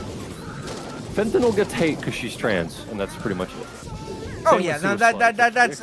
Oh yeah, no, Sewer Slut. If Sewer Slut like was like me, where it's like, oh yeah, by the way, Sewer Slut. By the way, like we found out about Sewer Slut. She plays fantasy football. It's like yeah. No one would do anything. Some of those things are people like, yeah, no, she's a pedophile, and it's like, well, she's kind of just mentally ill in a bad way. I remember my girlfriend like. The Sewer Slut is something so I can't listen to it now because it is so 2020 like pandemic core. It is so fucking like associated with the pandemic for me. That's me if the what was it? The newest Animal Crossing game. But I also played that with my ex, so that's also a factor. Why you don't do something? That's fair, honestly, yeah. But Sewer Slut is funny because people will not tolerate edgy stuff. They will not. That fucking sad boy shell. Oh, never mind. We don't need to talk about that. It's not very good, but it is, as the kids say, a vibe. I'm doing pretty good right now. Did I sell that vinyl? No, I still have my Draining Love. How much? Okay, hang on. Let me go on Discogs. Draining Love Story. I have that double LP. I want to see how much it's worth now.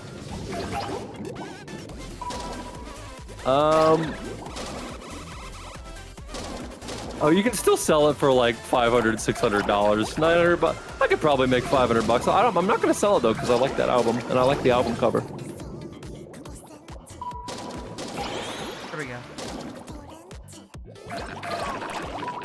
I sold my Draining Love Story LP and used the money to buy a PS5.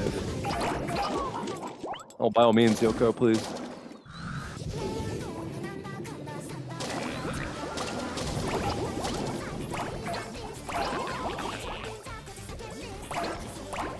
Yeah, there was a period of time we could probably make bank off the empty ebook. Oh, that still goes for hundreds of dollars. I had a friend who I'm like, can you just give that to me? I'll pay you $50, and then that MDE book I think still goes for like, how much does that go to? How much? My mom would not let me buy it because of the title. I'd be laughing all the way to the fucking bank if I had that. $2,000.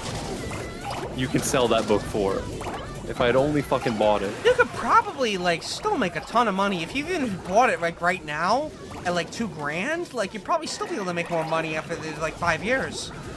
Dude, if you guys had an MDE phase and you bought that fucking book, you can make bank off of that. That's like Dennis Cooper's old zines. I honestly think that you like even now, like you're not at like the high watermark for what you can sell it for. That's outsider Republican art. Hmm.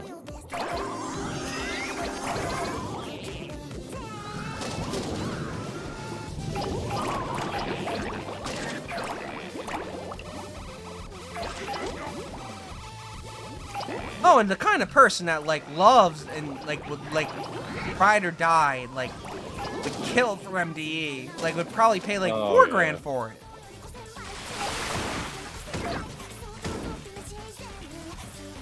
Am I going short? I have. I'm trying to think. Rare records. I don't think I have many. I have Japanese CDs. I have a Japanese CD of "I Like It When You Die" by Anal Cunt, which was my food court album for the longest time. Every day after school, I'd go to the food court and eat, and I'd listen to that album.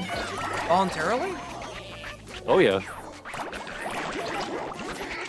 No, I'd just be like laughing to myself.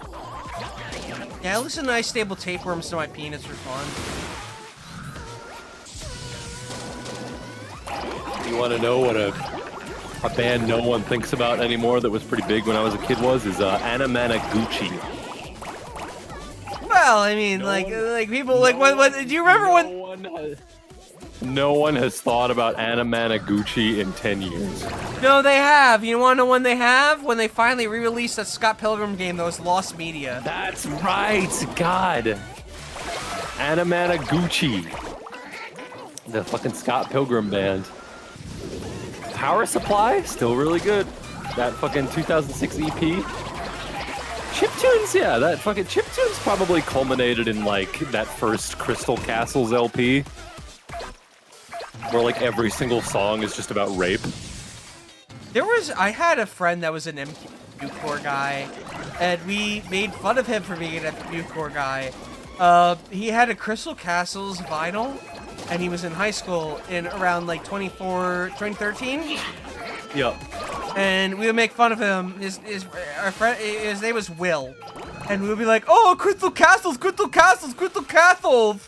Whenever he would like play his like Crystal Castles thing, he's like, "Oh, my name is Will. I love Crystal Castles, Crystal Castles, Crystal Castles." And we'd make fun of him. Crystal Castles, they're fine. That was like coffee shop music, and like it's entirely like every song may as well be called like "Help Me, This Man Is Raping Me," and like no one noticed. He would like hang out. He had 2 vinyls, and the vinyl like loadout here is great. It's so great. Will shouts out to Will. He was a cool guy. He was like the guy that like taught me about 4chan. And he was like a guy that like browsed like /MLP and all that stuff, but like and all that stuff. But like he was legitimately like the first MuCore person I ever met, and he was legitimately cool. Shouts out to Will, childhood friend. He had 2 vinyl records, 1 Crystal Castles record, and 1 record that he played for fun, and he would turn up really fast of Jesus Christ Superstar. Oh man, yeah. And we would listen to it, and we would like laugh so fucking hard at it. We'd come home from the movies. Think of like with me that like is like I never talked about. I used to be a movie guy back in high school. Really? Like yeah, no. I would like see movies, but it was like we were in a black age where like nothing I would actually go to for like release was actually good. I saw like that one like X-Men Origins movie. Oh, you're one of those people where you. Yeah, no. The best movie that I saw would be like I saw like fucking Fury, and I was like, this is the best movie I ever saw.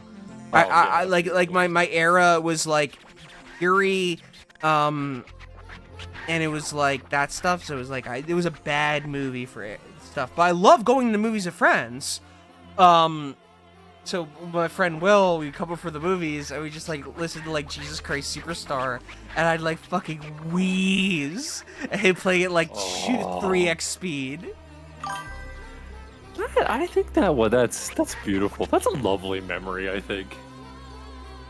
I would come home from seeing like X-Men Origins, and like like it was like that one movie where it's like the guy's like, my name's Darwin, I can survive, and like he dies for the first few minutes of it. We would quote that. No, this was a kid that like taught me about LulzSec, and he would tell me about like security breaches and shit. He's like, yeah, check out LulzSec. And it's like, yeah, this is like government passwords and shit. He was like the bad like Fred that had like a single like mom parent, and he was like a 4chan kid, and he was just like a kid that like watched My Little Pony and like watched like listen to MuCore. I have no idea what he's up to nowadays. My friends in like late high school. Will was awesome. They were all other 4chan kids. So one of the things was we all each individually owned vinyl record copies of In the Airplane Over the Sea by Neutral Milk Hotel. And we would say anytime we'd have a LAN party, we'd go, okay, whose turn is it to bring the record? And it would alternate, and we'd each have to bring our record over. But I remember one time we were like, because this is back, I think maybe the last year of high school, when the deep web became like really interesting to people. And we were all gathered around at like this guy's computer. We're like, all right, let's go on the deep web. We're all like pimply 18-year-olds. We're like, yeah, let's go on the deep web. Let's go see what we can find. Let's hire a hitman. Thank you, Crucified Scoop. All right, with this raid, I think we can go one more. We can go a little more. One more. Yeah, hour. we were trying to find a hitman. We were like, dude, they have hitman in here. You can hire people to come kill me. We're like, no, that's not a real thing. I once went. Okay. So I once went on like the deep web with my friend. That was like my dog's like. This is just like a leash on sex, Jay. Let's go back to Will. Will. He was awesome. He had the same exact like social cadence and similar voice to like Ding Dong from like Oni Plays. I remember. Do you remember as a kid like being on Xbox Live with your friends? Have you ever done like prank calls and stuff? Oh, yes, many times. So I want to tell you about the prank that Will did on this furry. There was this furry that was incredibly inappropriate to us as like high schoolers on the Minecraft server. Like he would RP as like his like furry wife, his furry baby, and be like nuzzles up against you and X, Y, and Z. Whatever. It was really inappropriate. So us in middle school was like, dude, let's troll this dude. This guy sucks. So we had an entire sleepover where we did like, it was basically the equivalent of the. Let me get the picture right here. Let me get the SEAL Team 6 Obama picture up. Do it, dude. You do that. I had a friend. I think he wasn't a friend. He was a guy who thought that I was a terrorist in 8th grade, and I told him that I was going to get Anonymous to kill him. I told him that I was friends with Anonymous and that I was going to get them to kill him because he was mean to me. And he believed me. He believed me. He was like, oh, dude, no. We basically had a sleepover. Oh my god, I love that Joe Biden's here too. Yeah. Nobody talks about this, by the way. I mean, with the JPEG. We had an entire sleepover that we dedicated to trolling people on Minecraft once. This was so good. I believe we came home from TED 2, and then we just hung out and we just trolled like 28-year-olds on Minecraft, and we were like 13. Oh. And we all had our laptops, and we would just go on servers. So we would troll this one guy. His name was Brewamick, and my friend Will.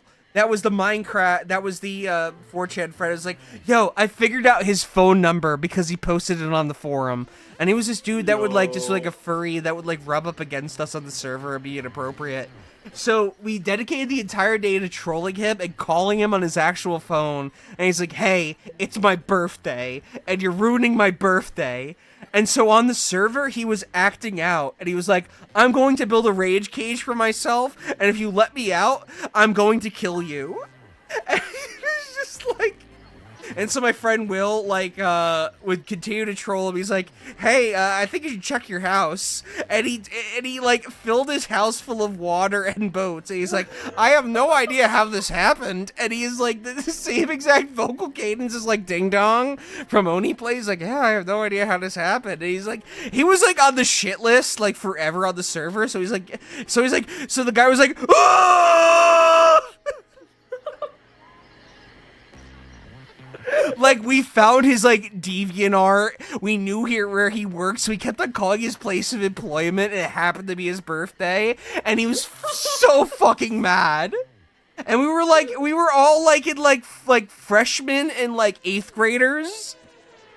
Oh, man, I remember being in 8th grade, and we were at, like, a sleepover, and we were like, dude, we should post your phone number. We should post our phone number on B and see what happens. Oh. And we were like, yo, B, fuck this kid up. And a guy did call us and just was like, going, like into like breathing really hard into the phone and like screaming. And we were like freaked out by it. We're like, oh God, oh Jesus, fuck. And I was like, oh no, we shouldn't have done this, man. We shouldn't have did this. You kind of have to, like, have a friend that's like a bad kid. And you know what? It's never someone that like has like a stable family situation. It's always like a single parent household kid. I do have a story about this. He would just be mean to us all the time. He would say like shit about me all the time, but we reported him to the school. We basically all went and reported him, and he got a suspension, and then he dropped out of high school, and we didn't hear from him for a while. Oh my God. And then no, wait. This is where it goes. I could top you. I could top this, but you're gonna finish. No. You will finish. We found him on YouTube a few months later, and he had started a channel called Undercover Smoker, where he wore a balaclava in his mother's basement, in his parents' basement, and he raided cigarettes. He was a guy who reviewed cigarettes online, and he was like 14 years old in his basement wearing a balaclava, and we were just losing our fucking shit. We were going, oh my God. That's great. And you know what the crazy thing is? I can actually top that. Can you? Yeah. No, I can. You want to like do like a let's go thing? Okay, so recently my cousin's dad died. And I haven't talked to him in forever, and he unearths a bunch of like memories. And I was like talking to him and he was like, yeah, do you ever so this is my cousin that was like close to me. And I was like talking to him, and he was like, yeah, you know, I was going through a lot back then when I was a kid during my parents' divorce. I was like, yeah, I remember you kept on like taking me to the woods, and you kept on like torturing your Build-A-Bear monkey for fun. And he was like, yeah. And he's like, yeah, you know, I would like stab my Build-A-Bear and I'd like cut out its eyes and replace it with like X's and whatnot. By the way, the reveal at the end of this story is gonna be so fucking funny. Go ahead. So he would be like, yeah, do you remember the time when like there was an invasive species and I made a concentration camp for stink bugs? And I was like, no, I don't remember. It's like, yeah, I made a concentration camp for stink bugs. I torture stink bugs and I make a concentration camp for them. And I'd be like, I don't remember that. And he's like, yeah, I used to make a concentration camp for stink bugs. And I'd be like, oh. Hey. And I was like, oh, yeah? I guess you did. And he's like, yeah. Anyways. And I was like, so then I say to him, so tell me more about what it's like being stationed at Fort Bragg. And he's like, yeah, let me tell you some more. Dude, so anyway, this is my army cousin that's stationed at Fort Bragg. Dude, I looked up what happened to this guy who dropped out of school to review cigarettes. He became a used car dealer in Japan. What the fuck? Holy shit! He's not a particularly evil person because, like, back then, you know, it's like, oh, no, but, like, at the same time, it's like, yeah, anyways, I used to make concentration camps for stink bugs. Anyways, I've been at Fort Bragg for a bit. Let me tell you more about our exclusive Best Buys that we have, where we can buy our own Nintendo Switches. Dude, that guy is, like, living my best. That guy's living my life. He moved to Japan. He got a Japanese name. What the fuck? He's a used car salesman in Japan? That's insane. I'm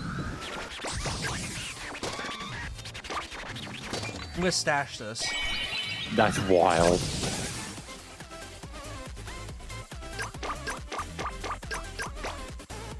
What was a situation where someone like told you something as like a kid where it just like felt like you like were in a place where like you shouldn't have been, where it's just like, oh shit? I'm not sure. I think I had a friend tell me his parents were getting divorced like right next to his dad, and his dad flipped the fuck out. He was like, he put his hand on my shoulder. He's like, you don't need to know that, do you? And I like shook my head. I'm like, no. And he was like clearly scolding his son. My cousin once told me the name of the oh, this is a different cousin, but like the cousin that's not at Fort Bragg. Like this was like, it was like, yeah, my mom cheated on my dad.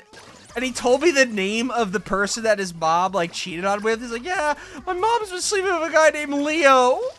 But like the setting of this was like I was just like hanging out with him. It's like my parents were like, oh, we're gonna take you to like a Serves Little Brothers Little League game, and he's just like telling me this, and I'm like, oh, like I was just like, I brought you over here just so you could play 3DS with me.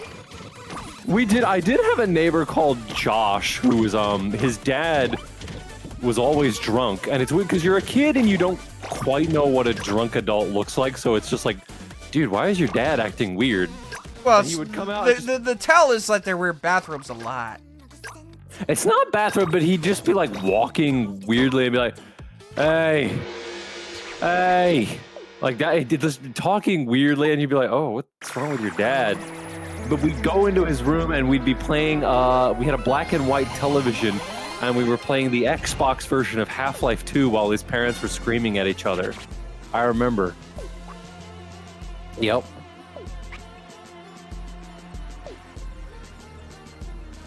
I will do 3 hours 30 because my voice is going. Okay. Do you ever have a thousand cousins like the prince? I kind of do. This guy moved to Kyushu, Japan. What the fuck? This is. I do have a lot bizarre. of cousins. Bro, how are you? 15 crowns. Dude moved to Japan, alright.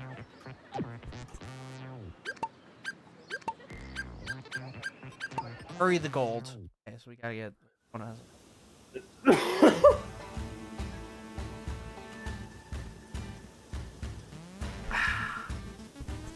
Oh yeah.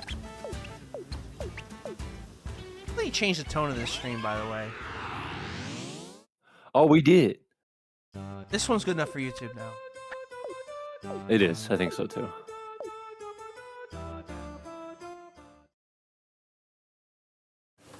I do have like a ton of cousins.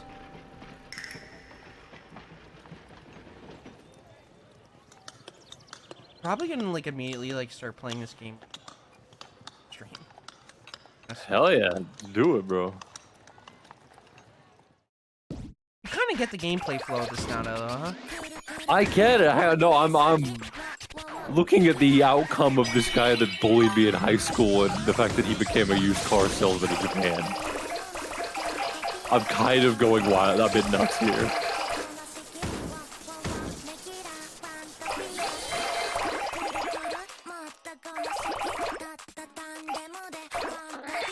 I always like how they count like the golden stag beetles as being gold.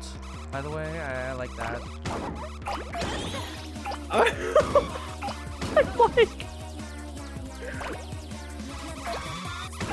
The guy lowered it all.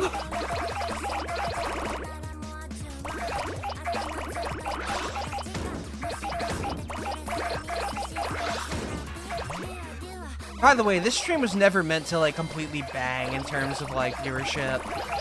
No, I just it's wanted to fine. talk over it. It's a good stream, and I'm happy with it. We can put it on the YouTube. I am. God damn it! Fuck, that should be me.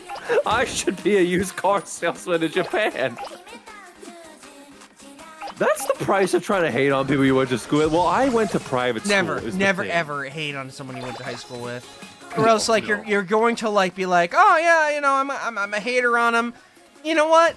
At least one person that you hate is going to do better than you, and it's going to hurt you. So don't put yourself in that mindset.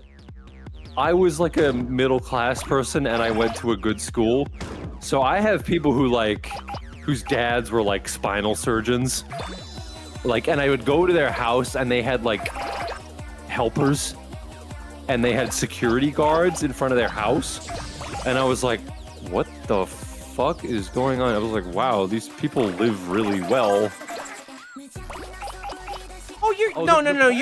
You're like low end of that though. So it's like, it's fine. It's fine. You can do whatever you want the rest of your life. That's true. That's true. But I was like, I mean, I drive a shitty beat-up Honda, and I get to have vacations every 2 years. It's you know, it's middle class, firmly middle class.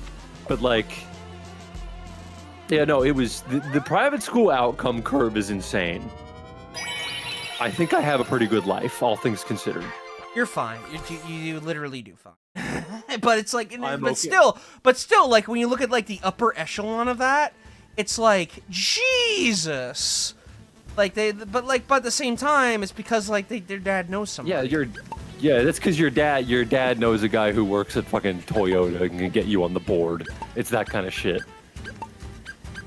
Yeah, I knew friends who had gated communities and they had a guard, and it was like, what the fuck? I mean, my high school formal, that's prom for you Americans, was we went to a friend's house and they had tennis courts. They had tennis courts and an Olympic pool. And I just remember being like, walking around there and just thinking, holy shit, there are people who live entirely different lives than I do. I think this is good. No, it was... Wait, you know what? You know what we're gonna do? We're gonna make our own cousin first. Yeah, let's make our cousin, then we can wind down. Then we'll do a level. My voice is starting to go. Actually, a high school outcome curve, like you do. Like, I mean, I knew kids who left school in year 10, like grade 10, and they ended up doing trades and shit. And I also knew kids who like got expelled. But it's like, it's weird because I'm at the age where like everyone is having kids on my Facebook page, and it's like, well, I'm gay. I don't have to do that. And I had a friend be like, yo, you're on Instagram, dude. Why have you got an anime profile picture? And it's like, well, I don't have to stop doing things because I'm not straight. If you're gay, you're kind of allowed to just keep on rocking. You can become John from The Simpsons.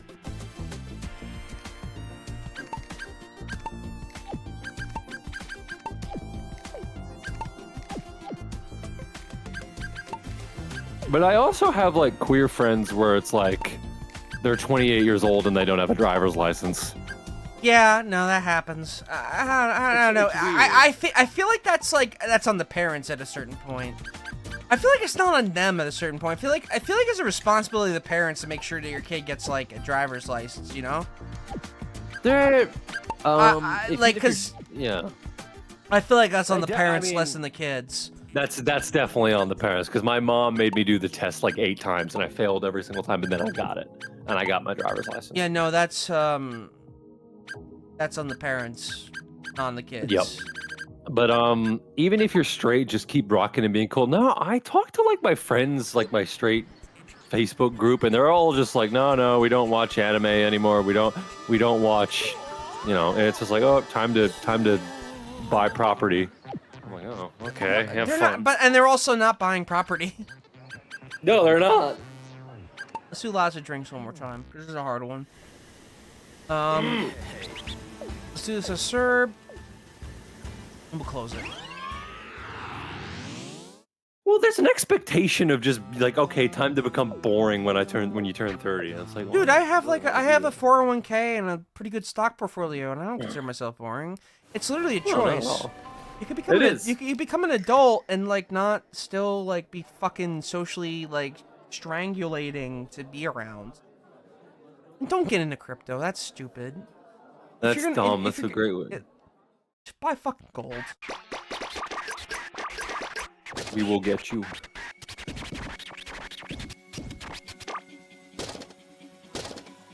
Buy gold.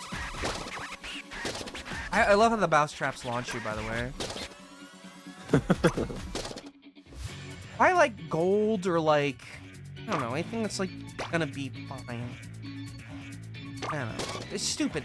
It's stupid. When it like, it's really funny the way people like treat like being an epic like winner or whatever in terms of like financial solvency. Yeah. It's always people that will like, give you the worst advice of all time. It's literally like, it's like you should never listen to them on anything ever. No.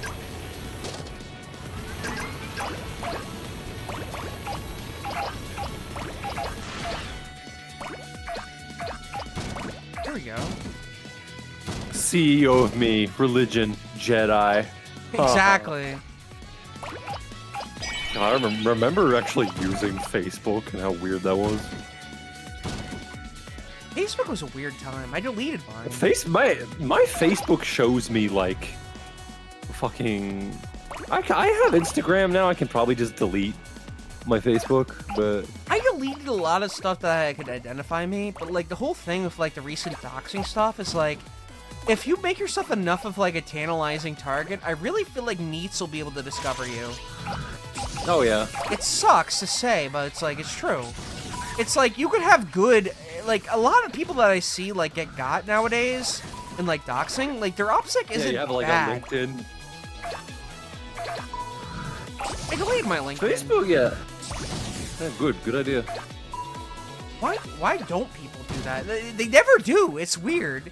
But, like, The old version of that is like having a MySpace that you keep around. That's how you get got. Yeah, no. If you have a job, like, delete your LinkedIn. That's how we do it. Yep. Like, once you get employed, you don't need your LinkedIn.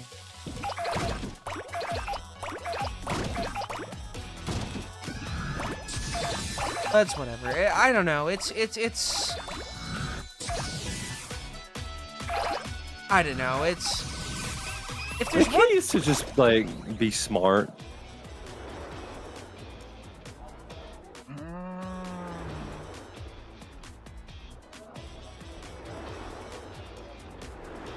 a lot of this shit is like really weird.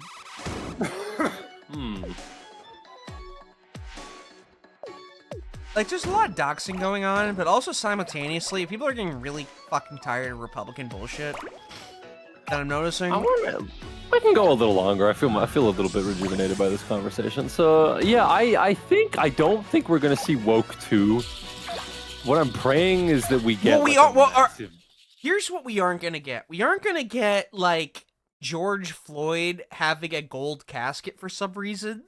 Which I have been thinking about. I've been thinking about it. Like Steve Nash having that one. Okay, I'm gonna people being baptized where George Floyd died is one of the weirdest fucking things I've ever seen. Yeah, we aren't gonna have that. That's stupid. But also is like so weird. We are gonna have that weird psychosis of that where it's like, oh, we have to do something. Here's I'm gonna put up a tweet from the basketball player Steve Nash, and it is so jarring every time I look at it. It is legitimately like getting a concussion every time I look at it. I'm glad that you're feeling rejuvenated.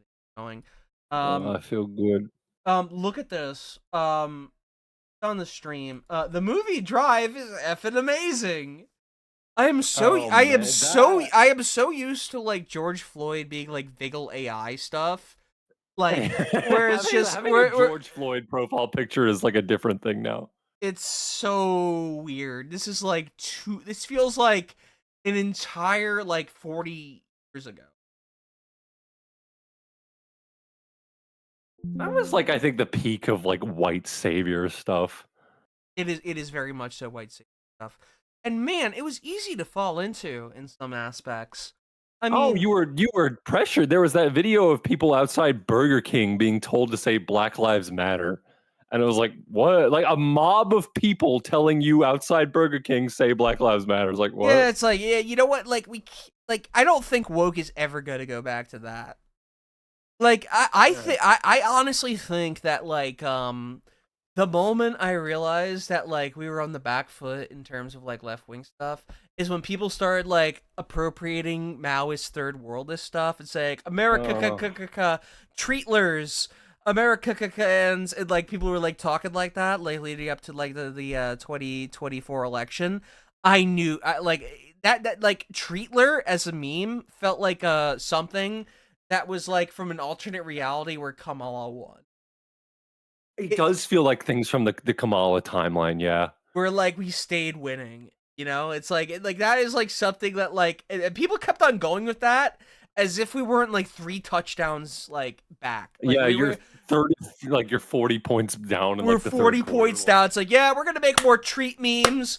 And guess what? EBT is about to like expire, and a bunch of like poor Americans in like rural Pennsylvania are about to start starving because we thought we could be real cute because we thought we could be real cute with our Maoist third worldist, Maoist standard English.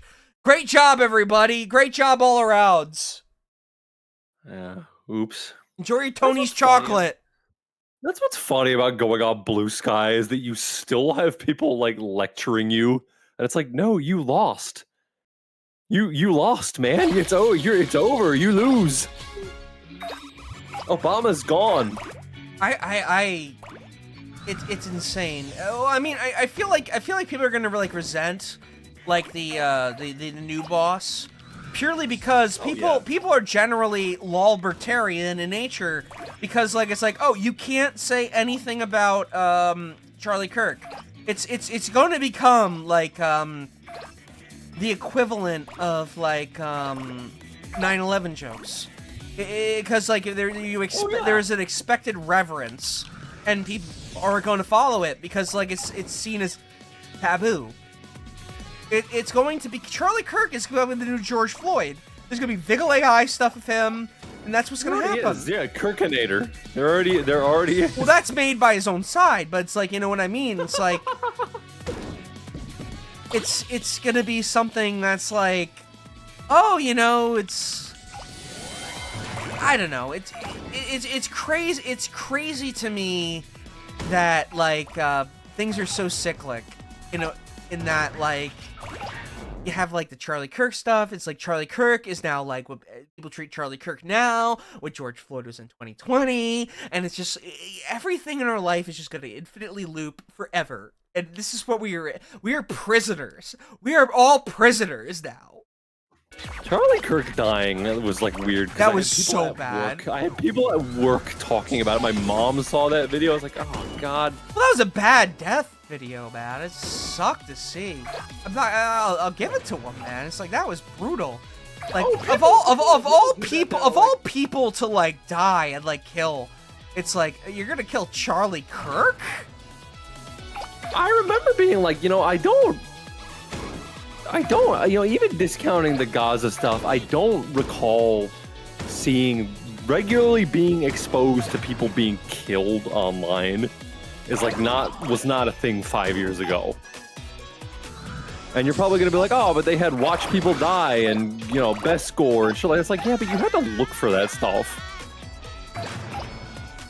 You were not in danger of like seeing a child like having its head fall off a few years ago. I think that's like a vice byproduct of like the Gazan genocide, because like you're forced to see the crimes of Israel every single fucking day, because like, and I fucking hate that people do this. It's like it's like that like leave a dot ass mentality where it's like, hey, I live in the Western world. Hey guys, I live in the Western world. Hey guys, middle class Johnny here. I'm gonna retweet this dismembered Gazan child. I'm helping. People did that, and I'm gonna do this 15 times a day. I'm gonna retweet dismembered Gazan babies 15 times a day. Hey guys, like fuck you, dude. You don't have to do that. Fucking put your money where your mouth is. You're 25 years old.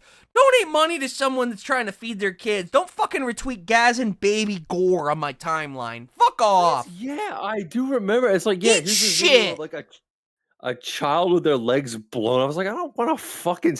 I remember with like the Syria war stuff, you'd have to go to like Live Leak, and it was pretty hard to find. But then they had ISIS, and they were doing like Michael Mann level snuff for a bit, and it was weird. If you're tweeting like snuff level stuff of like Gazan children and like under the guise of like being like I'm raising like awareness, fuck you, fuck you. I hate you, and god damn, man, that sucked. And you know what? Fucking donate money, man. Don't fucking retweet like fucking gore. We're getting care about it. We care. No, that sucks. You're right, actually. No, seriously, it's not Care Lord stuff. Like, don't do that. It's not careless if I don't want to see dead children when I open my phone.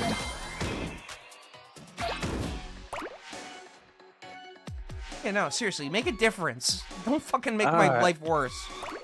All right, we'll finish this because I got a toothache. My tooth is hurting. Yeah, we're gonna have to go to the dentist. Might have to go to the dentist.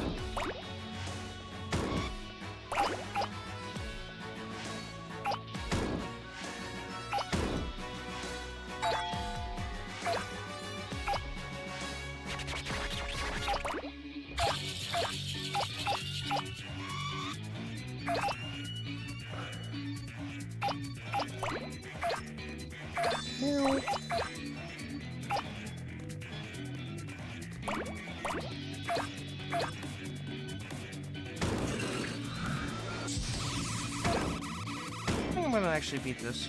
You know what? I can go for it. Let's actually call it. Let's call it. No, I'm happy to. Let's do it. We did it, gamers. We got it. We'll go on to YouTube, by the way. Yeah, well, God, we talked about a lot on that stream. Jesus. Or we're sending you to the highs. All right, we'll raid Vectroid. Thank you, everybody. That was wonderful. Hood night, everyone. Thank you for coming. YouTube.com/KEMONOFRIENDZONE. This will be going up. We're going to raid Vectroid live. That was wonderful. Oh, you guys are the greatest. Good night, guys. Thank you.